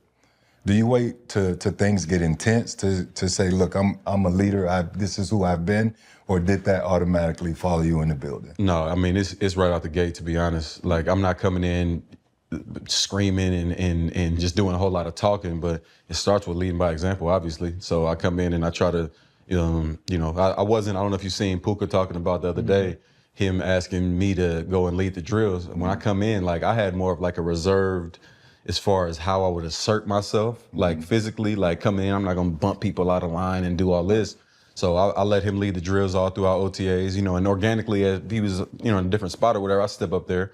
But if we were all together, I didn't want him to feel like I was coming in being the old head, kicking him to the side. Right. And the way that he's dealt with it and embraced me being here, just taking advantage of what I know and my own expertise, because I've looked at this a different way than a lot of people have, Fred. So I try to communicate that to him, and the more I can articulate that the reason why I'm able to have consistent success is because of calculations, not just by chance, it makes it more attainable in their mind, to where they're not looking at it like, oh, that's just the great, like, being able to do that. I say, no, I'm winning on this route because pre-snap, based off his leverage, I know what I'm presented with. So now I know the coverage. So if the defense knew what the play we were running every single time, surely they could go make a lot more plays. So that's essentially what I'm doing. So when I come in, just teaching, learning, and we kind of more in the classroom vocally as we out there as a team. Like, as a team, the things go on and guys see me work, like that just kind of helps your ability to be vocal in those situations. Because if you come in just yelling at people, telling them to do this, or, hey, I didn't like that release, whatever, they, even if you're right about whatever, they're not going to receive it the same way. Right. And, I try to be aware of that so that I can be the best leader I can. And they still know about Terminator mask. That's always official. Oh, that come out. That I usually can't get through the first week without bringing that one up. Yeah, we got to get to that. Hey, Tate, great leader, great teacher, great husband, Hall of Fame player. You be garbage in them goddamn Taco Bell commercials. Stop. Bro, I can tell you reading. You the first. This is my house. Thank you. See, You think you a good actor? Chan, you so full of shit. I ain't never read a screen, a teleprompter, not one time. That's 1/7. You see it on there right there. They give me that thing, I go like this. Okay, and then we just sit there and then we finesse it. By the way, we got a new round coming up. 2 more commercials I just filmed about a month ago, so it is. You're gonna like them. That's just me finessing, bro. That's you finessing? I know I got a talent. You ain't got to appreciate it. Appreciate But it. is that the LA? Is that the Hollywood or whatever? Because you ride up smooth in a little golf cart. Yeah, I would have got me a little burrito wrap and a little chalupa shit because of you. Cheetahs don't get chicken, man. You gotta make sure they know that. That's real talk. Fred mentioned the Terminator mask, and I remember getting older and still being able to play, and it was some things were dropping off, but the understanding, the anticipation, the ability to study, all of those things were heightening, and it met at a point where I could still really produce, right? And that was what was important for you now, though, Tate. What's the most important thing for you? What is your priority every time you step on the field? It's really, it doesn't really come to one thing for me. It's really, like, I've become who I am, really locking in on all the details from top to the bottom.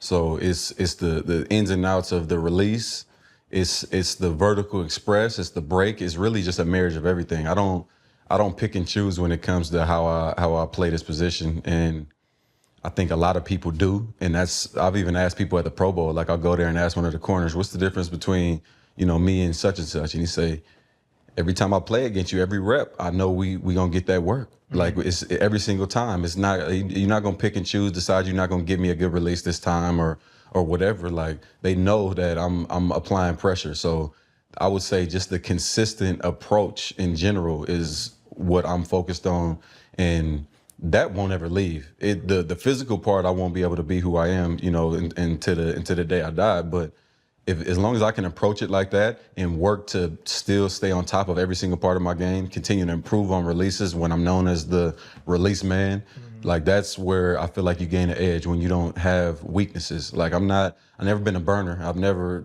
claimed to be.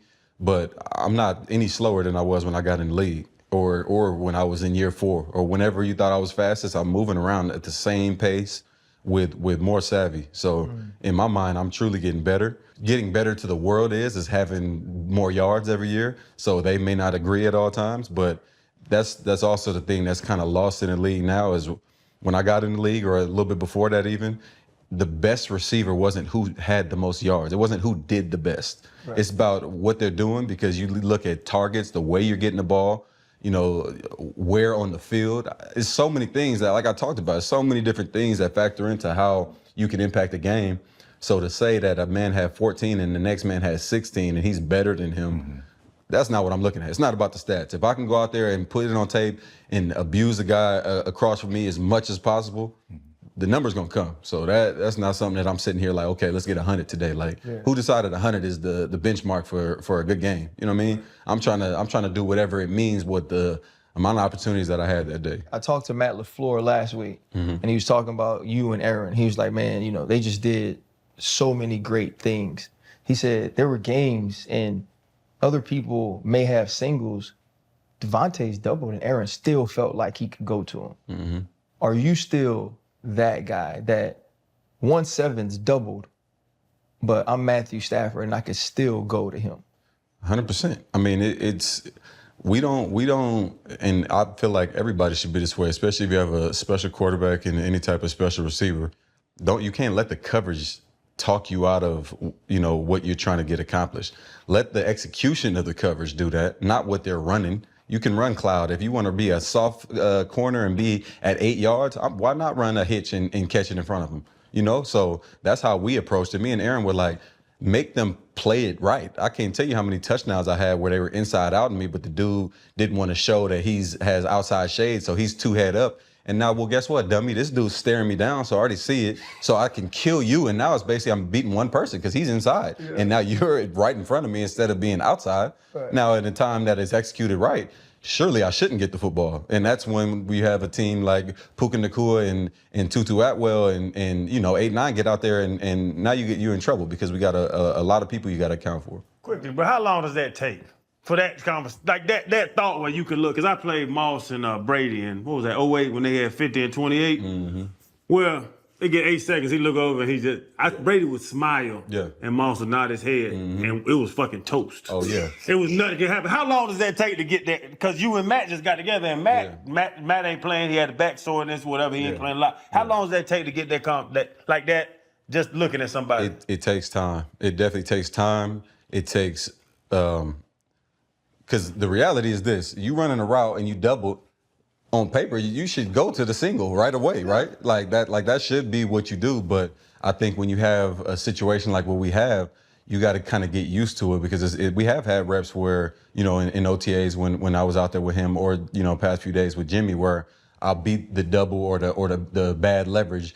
And on paper, I wasn't supposed to be able to. So when they look back over, they might throw it and then look and see I won. And they're like, what? And you know, I'm not get used to you winning. Yeah, you got to get used to that. But there's also something to be said about not staying with that. You can't just bank on that all day because it is a double team. At the end of the day, it's going to be twice as hard to get open. I mean, it should be. So the fact that I'm not getting the ball every time when I'm doubled or if I have horrible leverage and I beat it, like that's why, like you say, you see me on tape just kind of rolling with the punches, and it because it is what it is. Like I'm not the quarterback. I can't decide that, but when he does throw it. That's why I'm winning like that, so that I can hopefully do that as much as possible to where when he does look, boom, we got to play. You're 32, right? Yeah. Your coach 39. Yep. Yeah. You gonna look like this when you're 39? I mean, what he doing? He walk around all the time with his shirt off? No, that man be in that weight room bright and early. Look, my goal is my first year out, I'm gonna just bulk up just because I want to hold that standard. Like I want that to be like, okay, like exactly. So this is how I look, and this is how I'm most likely gonna walk around the rest of my life because in my mind, I feel like that's like the biggest flex you can have. Like forget the car and all that shit. Like how do you look? And how do you feel? What's your health like? So if I could walk around at 50 years old, you just need a little fine tuning. We'll get you there. Hey, Tay, man, I always appreciate your time. Sir. You know that, man. I'm just excited for you this year, bro, because I tell people, when you play this game, winning is happiness. Winning is fun. Winning is joy. And no matter how well you play individually, if you're in a space where you feel like you can't reach the ultimate goal, then you're not playing this game while you started. So, man, I look forward to watching you, bro. I appreciate your time again, man. Thank you. Appreciate y'all, man. No doubt. Always. Hey, Chan, why you hate on that man acting, bro? Bro, he be. That man got Taco Bell. I already told him, I said, Chan gonna say something. He gonna hate, do Yeah, something. you know he always hating, dog. I appreciate How much you weigh right now, Tay? 203. Yeah. Lean, bro. But I'm like, No, I already know you lean, bro. You don't want to put my shirt up. Nah. I'm trying to figure out. that 12 Hey, I pack saw shit you gonna when be- she was in Cabo. yeah. I saw you see, working out. Yeah. I Get don't it. know. I was out there with Sadie's. You must wake up early though, because you on the golf course at 8. Oh yeah, no, 7:30. And then right from that, came back in, threw the shorts on, and we go get it in while wifey in the pool with the kids, and it was like 50 yards from me. Get it in, and I go join them after that. Who all live in that neighborhood? Tell you where you live at. Huh? Wait. Now this not a vacation like rental he going to. Cabo. This his house. Cabo. Yeah, this is his house now, Freddie T. There's an old saying on this It show. ain't too many people, just like LeBron, Mav, Peyton. Can't hide money. It's hard to hide that money, Tay. I got three more words. I ain't trying. Man, well, welcome back to the Pivot. Fred Taylor, Channing Crowder, Ryan Clark, Pivot fam. Thank you for joining us on our Pivot training camp tour. I think for me, man, to start, one of the bigger stories this week is, you're the NFL Top 100. Congratulations. Thank you. Saquon Barkley, who is the gold standard right now at the running back position, said that nobody cuts the way you do. He even said, I like myself. He's like, I love myself, but nobody is doing what Bajan is doing in the open field. When you hear Saquon Barkley say something like that, what does it mean to you to have one of your peers feel that way about you? I mean, obviously, man, it's a blessing to do what we all can do on the field.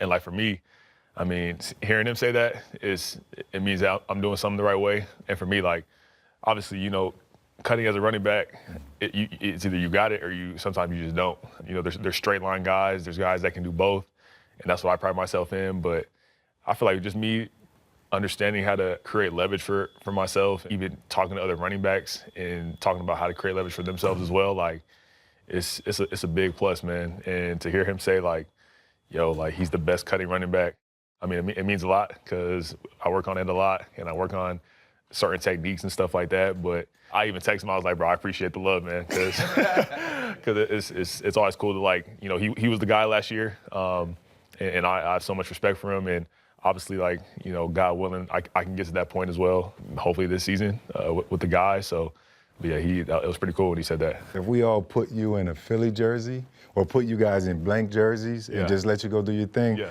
would be identical. Yeah, Y'all running style is so similar, man, is. and the thing you can do to create big plays for your team, both of you are crazy.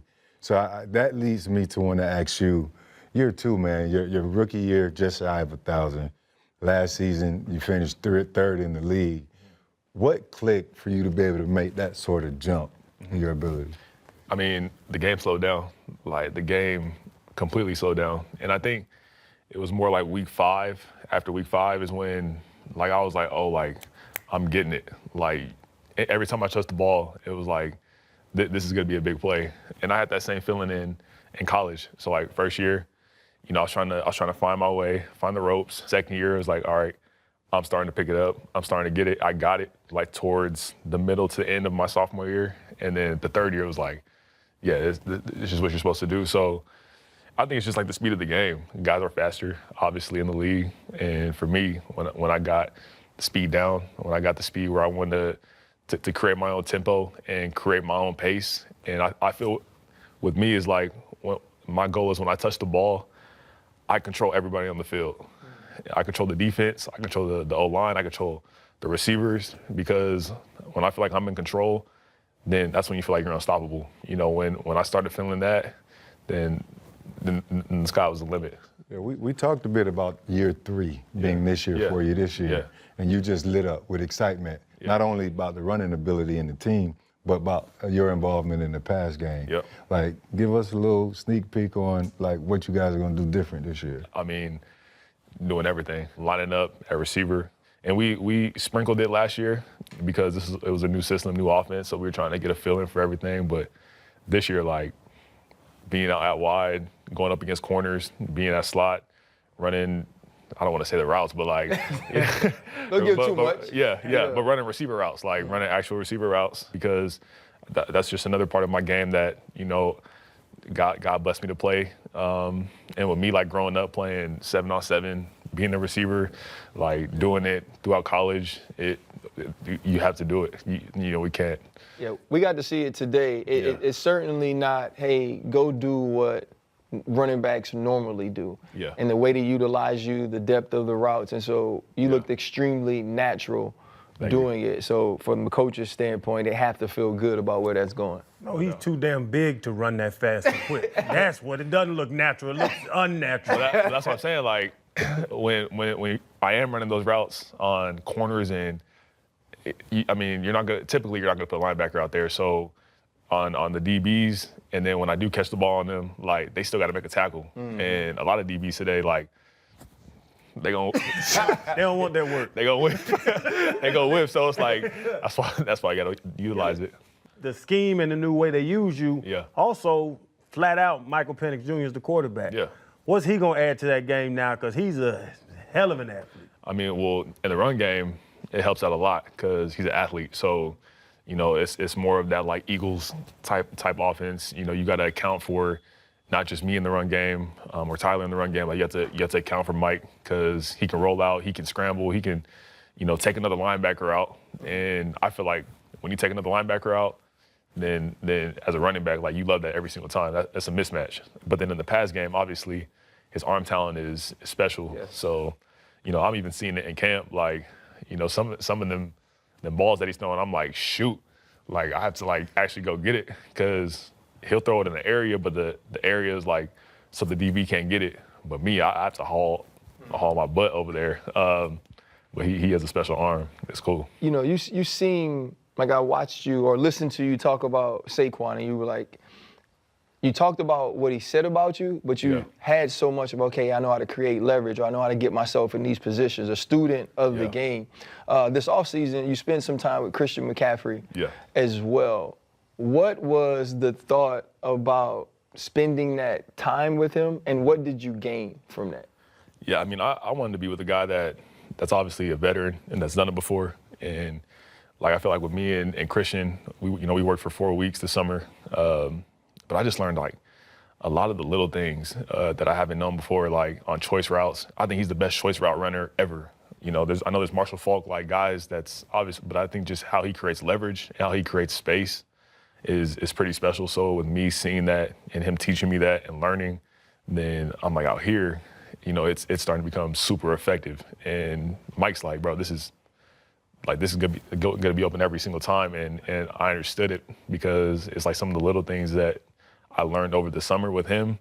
And I mean, dude works hard. Like, I mean, Christian works hard. And I want to be with a guy that works. Like, I didn't want to mess around this year and, you know, go to Dallas or go to LA and train. Like, I was locked in on one spot and trying to do one thing. And, you know, we did a lot of track work. And the coach that coached us, his name is Randy. Like, he coached Terrell Davis and Christian's dad and those guys. So, like, having a guy that's coached all these, like, superstar players was another cool thing too. So I think it was good, really great work. I gotta stop.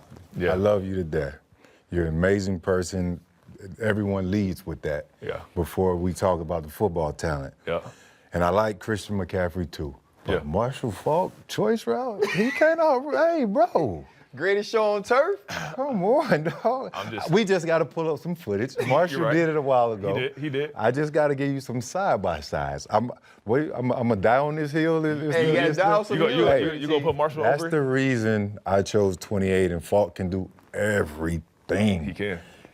First 100 catch, like Faulk, and this is a 16-game season. So I'll go to You got to realize how young he is, though. That's what I'm saying. Young, bro. That's what I'm saying. That is true. And Marshall, obviously, all that different stuff. Marshall tape looked like black and white to him. Yeah. You know, Marshall, when was the greatest show on turf? Like, what year was that? 98, 99, Oh, yeah, I wasn't even here. 2000.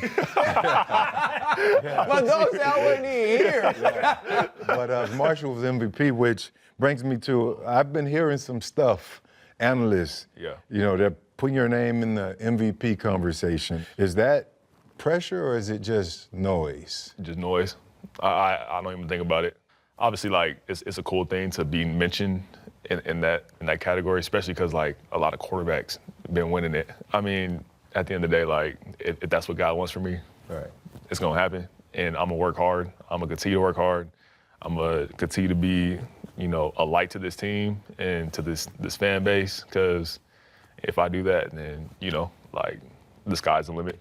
And, as much as I want to be individual, like, y'all know me, I'm such a team guy. Like, but I feel like when that happens, and if everything happens the right way, then you never know what can happen. Ashton Genty called you and said thank you yet? Yeah, I talked to him. Okay, because, without you, he wouldn't have been a top 10 pick. Really, did he call and appreciate? Because that was the big question. Now, y'all boys started to sneak back up in that top 10. But that's the goal. Like, it starts with us. And, like, me and Jameer talking, I'm like, yo, like, we're the guys now that is for the future of the running back. Mm-hmm. And all these young running backs in college be, hitting me and DMing me, and even the recruits, these top recruits I'm talking to in high school, I'm like, y'all need to make sure, like, y'all can run the ball all you want, but I'm like, you guys have to become pass catchers. Like, y'all have to get involved in the pass game, because if we want these $100 million contracts or close to it and break the mold, like, you can't just be, you can be an amazing runner, and that can take you a long way, but if you're an amazing runner and amazing pass catcher, like, you're unstoppable. I tell them all the time, like, me and Jameer talk, like, if we want to break that, like, change the markets and everything that people are talking about, like, we have to continue to be on that high level of both sides of the ball, which is cool. I loved hearing you say you talk to young people about how to break the mold of the running back, and the fact that if you can be a pass catcher now, we can sort of stop this trend of the devaluing of the position. Yeah. But I want to talk about something different, pivot for a second here. Mm-hmm. Everybody we talked to today, first thing they said, he's such a good human. Mm-hmm. And normally, when someone's a great player like you are, and you go, he's even a better human, you're just full of crap, right? You just be like, and he's even a better guy, but you know he's a stank individual. Absolutely. That's not that way for you. Yeah. Give young people some advice on having the foundation you have, being Christ-led, and going from a college campus to the NFL, where there's all the trappings of temptation, all the trappings and opportunities to make the wrong decision.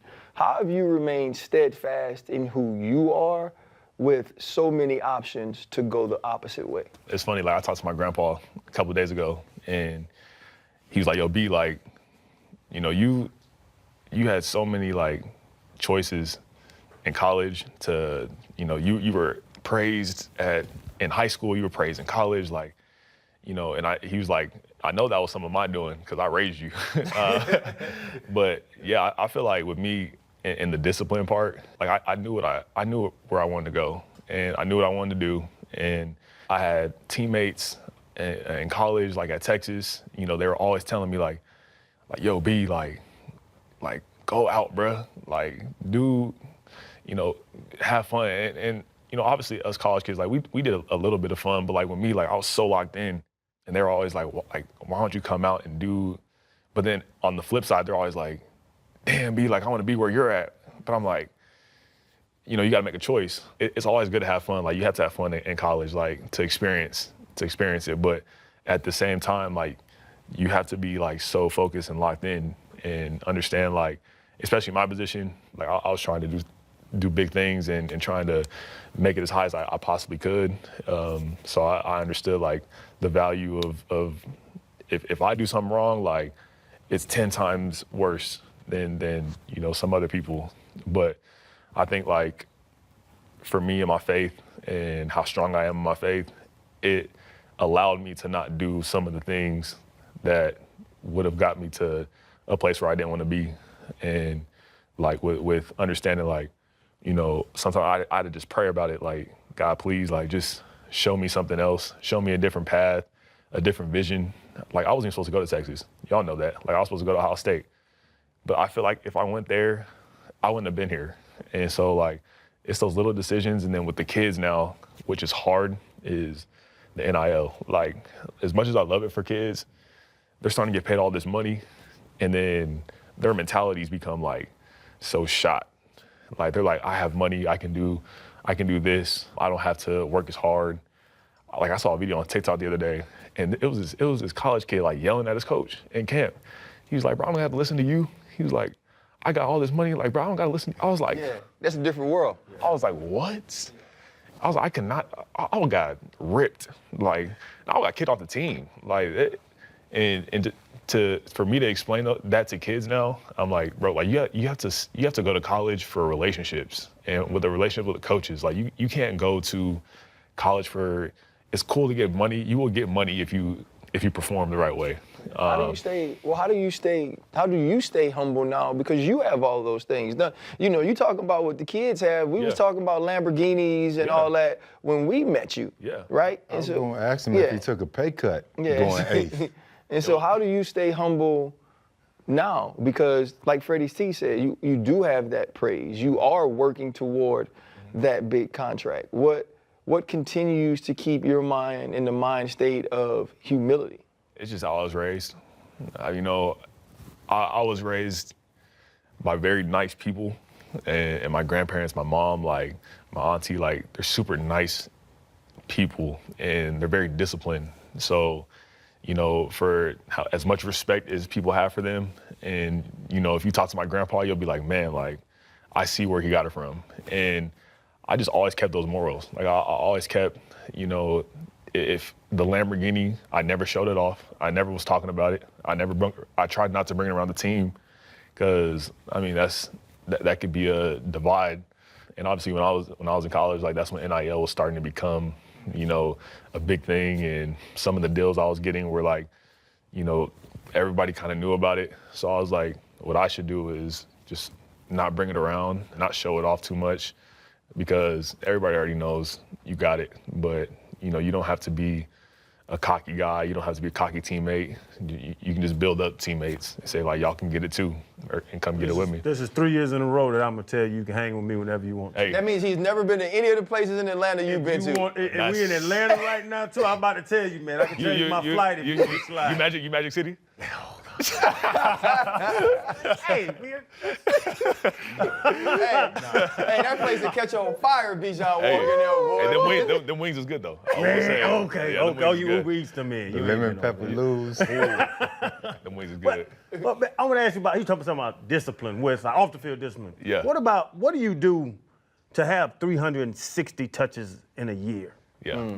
304 carries, what was it, 61 receptions. But the stats don't say the times you had to pick up linebackers, times you had to block defensive ends. Like, Heck yeah. you have a workload that aren't seen in stats. What do you do? Because they know all the $1 million that people spend on their body. What do you do to be able to do what you do consistently like you do?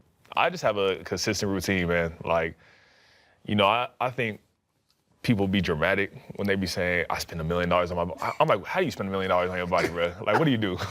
So, like, you know, when I get done with practice, you know, I immediately hit the cold, hot tubs.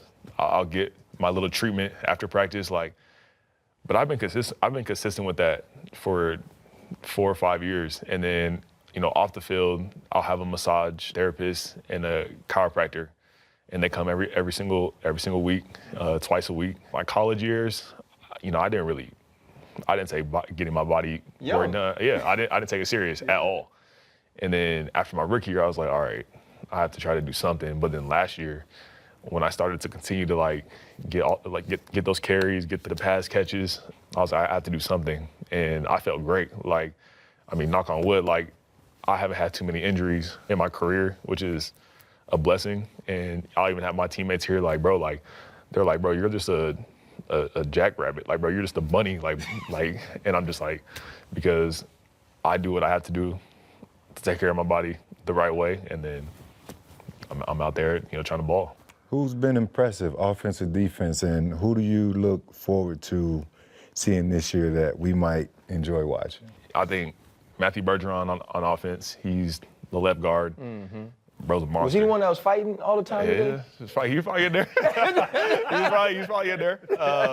But dude's a monster. Like, last year, he showed, obviously Chris Lindstrom, he's the best guard in the league. But with him on the other side, like, man, he's starting to become real dominant. And even just talking with him and seeing his energy out there, I'm like, bro, like, I know we don't got pads on yet, but, you got to kind of tone it down because you're killing these dudes out here. But, and then, like, for skill positions, I mean, Darnell Mooney, like, Darnell Mooney's real. Like, he is real. I don't know why he's so underrated. I don't know why, because, I think he's better than most in the league. Like, route running, making people miss, breaking people off, understanding the angles of routes, his catching ability, like, impressive. Even Ray McLeod, like, I know that people undermine him a little bit, but the dude's a baller. And the thing I like about Raheem is, he lets them be who they are, and they're great dudes, but he lets them be who they are on and off the field. But then when they're on the field, like, they working. And then on defense, I'm excited to see Jalen Walker. That dude, he a monster. James Pierce, monster. And I know these are rookies, but, like, they don't look like rookies right now, which is really impressive. Even Diablo, like, at linebacker, I played against him last year at the Raiders, but this year, like, it might just be the scheme, but he looking good. He looking good. Most people I ask that question, they'll probably go with the skill, like the sexy positions first, but you smart. Yeah. You give your big dogs love up front. You're a smart dude. I had to. I like that. Well, hey, listen, he could definitely run for president at some point too. The best help for a quarterback, whether old, young, is a run game, which was something you guys leaned on last year. But you also went through it was a strange transition. And from the outside looking in, could have been a difficult one that seemed to go really smoothly. What was it like having to transition from Kirk to MPJ in the middle of the season last year? Obviously, we saw Kirk, had a little bit of struggles, like, and I mean, as a, it's hard being an NFL quarterback. I ain't gonna lie, man. Like, I've been seeing it for 3 years. My rookie year, I had 2 quarterbacks, same situation, Desmond Ridder, Taylor Heineke, and then with last year, that situation. But, I feel that trying to be there for encouragement, like, in the moment on the field, like, really helps him out, especially Kirk. Like, he's been in the league for 13 years, and sometimes, you don't want to say nothing because you're like, he got it. Like, he understands what he has to do, but nah, like, he's under pressure, he's in the moment just like we are. So for me, like, I was like, yo, like, me saying a couple words to Kirk, encouraging him, like, yo, like, pick your head, like, it's all right, like, we good. And he was always like, man, I'm good, like, I got it, and which was cool. But, obviously, I can't control what the decisions were made. And I know we had, like, a little slump for, like, 4 weeks. But when Mike came in, it's like he was ready. Like, sometimes you have a rookie guy come in and he's shaking up a little bit. Now, Mike was like, yo, like, let's get it. And I think what made him confident is everybody who was around him. Like, he had Drake, Mooney, Ray, Kyle, me in the backfield. So he had guys, like, that were ready to go already and that were playing really well. And obviously when that run game was hitting throughout the season, like, it made Mike's job way easier, and he just started to just free flow it and let it go. But obviously that's a tough switch for a quarterback, especially, like, when you're trying to make it to a playoff. Like, we were one game away from the playoffs, obviously, but, it was just sometimes it's too late. You mentioned all of those skill players at Michael Penix Jr.'s disposal. Yep. He said there's no reason you guys shouldn't be one of the top offenses in the NFL. How confident are you in this group that you could be one of the best doing it this season in 2025? Yeah, I'm extremely confident. Now, I feel like it's my job to be like, nah, bro, we suck. we ain't good right now. Like, we're becoming who we want to become. And yeah, like, we have the talent for it. We have, I'm trying to tell these guys, like, bro, like, kind of stay off social media. Don't look at that kind of stuff, because all you're gonna do is people are gonna either tell you, y'all look great, y'all are gonna be the best, or they're gonna be like, y'all suck. Like, just continue to like stay focused, get better. Like yesterday we had a bad day. I ain't gonna lie, like we was not looking like the best offense, and we all knew that. But then today, like we came out there and we responded, and obviously when the pads come on, that's when real ball, starts into play. But I'm like being consistent day to day is what's important to me right now, and it's kind of cool like seeing me become a leader because I'm always the guy that's like lead by example. Like, I don't gotta say nothing. But then y'all probably heard me out there like yelling at the defense. Like it's just because it gets everybody's energy up. So it's pretty cool. I think I got something for him because he's a perfect human. I'm not. I promise. You now being a leader, you got to snap sometimes. Like you're saying, you can't walk in what you just said. If y'all and then ain't score a point at halftime, you can't be like, hey fellas, No, hell, you're right. You're right. Do you snap? Yeah. You snap like do you go crazy or is it more controlled snap? So like in games, like I don't talk a word. I'm silent on the field. Like when we get back to the locker room, I'm gonna say something if it has to become like that. But like on the field, like, I don't say a word. Like it was funny. We were playing the Commanders, and one of their D linemen, he said something real left, like to me, like, typically dudes on the field, they don't say nothing to me. Like I'll just keep up. They don't say a word. But bro, like he said something crazy in the first 2 plays. I like stopped in my tracks, and I was like, no way, I just heard what he just said to me, and I looked at him, and I just started laughing. Like I just laughed in his face, and then we were like balling that whole quarter. But I was like, yo, like, if I really was about to snap on this dude, like that was the first time in my career I was about to like say something crazy back. So now that I'm doing it to the defense, it picks the energy up. Like they really like, I'll say something crazy and they don't be trying to say nothing back, but it makes them hype. So I think it's pretty cool. Shay, his speech probably like mine was when I used to play. We're gonna go out there, we're gonna get our butts moving. Hey, no cap. I don't care what they tell dude on that other side. And you sounded real fragile, like in your foot. Don't be spelling cuss words. I know. It ain't gonna work. Let's beat their AASS. No, bro. I'm telling you. You get a And that happened before? Somebody did that before? That's how he used to cuss. Oh, that's crazy. Hey, Beat their ASS or So until I retired, yeah. my kids had never heard me curse. Wow. They had never heard me say a curse word. And then like toward the end of my career on game day, when I give the speeches, I allow myself some curse words. But yeah, I stopped early on in my career and it just became a habit to not do it. Only when he's mad is HE double hockey sticks. You don't be saying the words. I just saw the game when you played against the Ravens. I think it was the AFC Championship. Yeah. And we were watching it on YouTube. Mm-hmm. And shoot, you was out there like, you was saying something. I don't know. Hey, I'm an F-U-C-K-U. Hey, I had one statement, bro. Every on-field conversation for me ended the same way. Yeah. I used to always tell people, that's how folks go to sleep. That's all you gotta say. Non-cuss intimidation. though. I ride with that one. Feisty. I know it's early. Obviously, beginning of training camp, we're on the tour. But expectations for 2025 after a big monster season last year was 1,887 scrimmage yards, 1,456 rushing, and whatever the math is on the receiving, right? What are your personal goals? I know the team goal, obviously, probably division, Super Bowl, yada, yada. But your personal goal, how do you build on, last year? Being better than last year. My goal is always to improve and get better every single year. Like, whether it's leadership-wise, spiritually, physically, like emotionally. And I just know that, for me, if I can be better in all those departments than I was the year before, then I accomplished my goal. And obviously, if I want to be better, I need to understand, like, dudes, they respect you as a player now. So, like, there's gonna have more guys, game planning. All the teams are gonna game plan around, like, where you're at, what you're doing.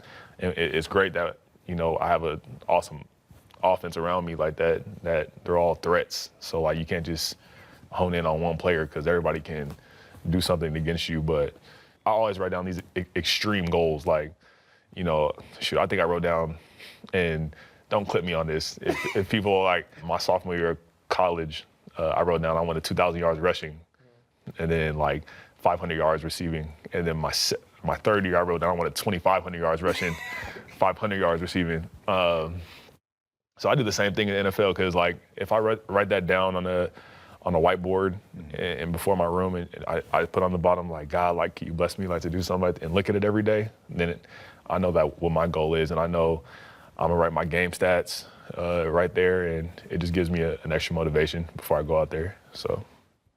Hey man, we're on this training camp tour, but you play a lot of football. We hear all your passion in it. During your bye week, you sitting back. Who are you gonna watch? Is it opponents coming up? Is it division? Who do you watch on bye week? I watch my opponent first couple of days, and then I'm gonna watch all the top 5. I'm gonna watch the top 5 running backs who's leading in rushing.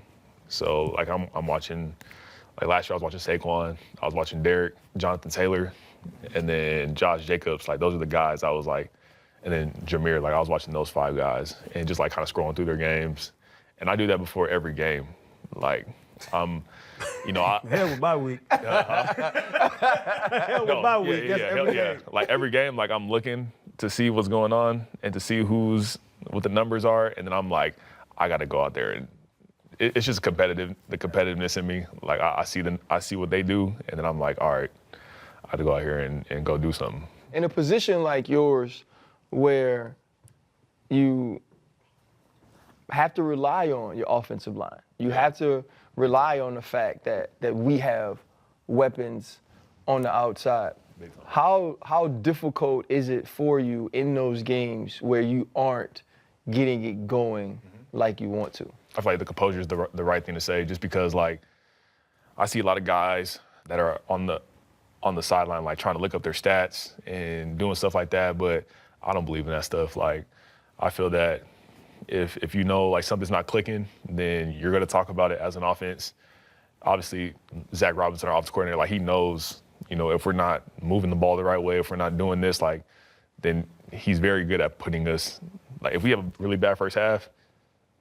There's 9 times out of 10 we're gonna have a really great second half, and for that being his first year, like he did an extremely good job of, talking to us at halftime, telling our coaches something on the mic, and them telling us like my coach Michael Petrie, like, if we have a bad first quarter, like he gonna be on our ass. He gonna be like, nah, bro, like this isn't the standard of what we do, and I appreciate him a lot, my running back coach, because.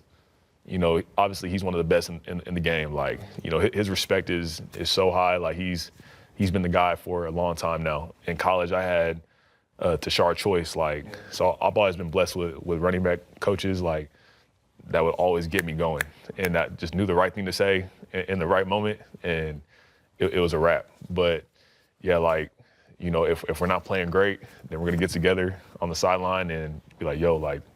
This is not acceptable. This is not good. And I think we played the Eagles week 2. And yep.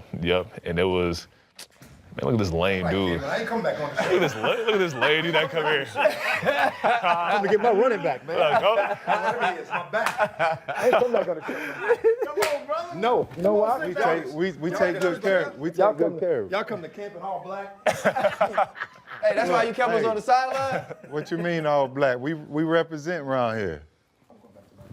I just want to say you're a superstar, man. Don't forget that, and everything gonna go through you. You're gonna be the spark. That's the music playing in the back? That Maxwell.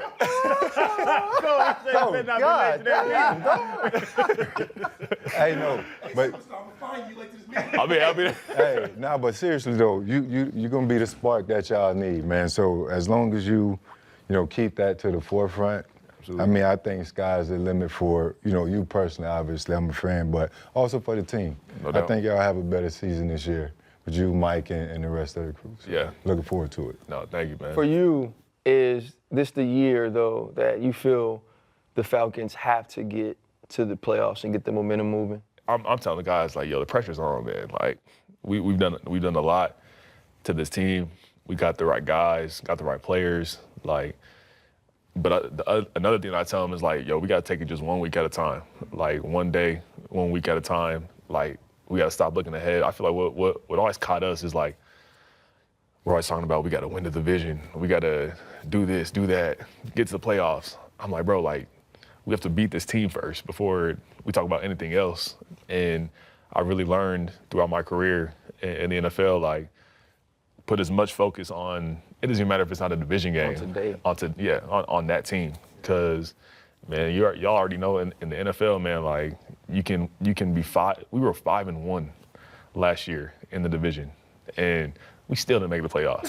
So I was like, and which is tough. And that was a tough one to swallow because I'm like, man, how do we become 5-1 and still not make the goal that we were trying to do? So I feel like we needed that last year. And, you know, with this season coming up, you know, taking it one game at a time and not focus on nothing else, not hearing nothing else, even if we have, an amazing game, like not hearing the fluff because that can get you caught up. Like that's our goal. That's our goal to, you know, you can forget the playoffs if you're not doing what you're doing every single week. So I learned that for real. Man, thank you so much for your time, bro. Yeah. We appreciate you.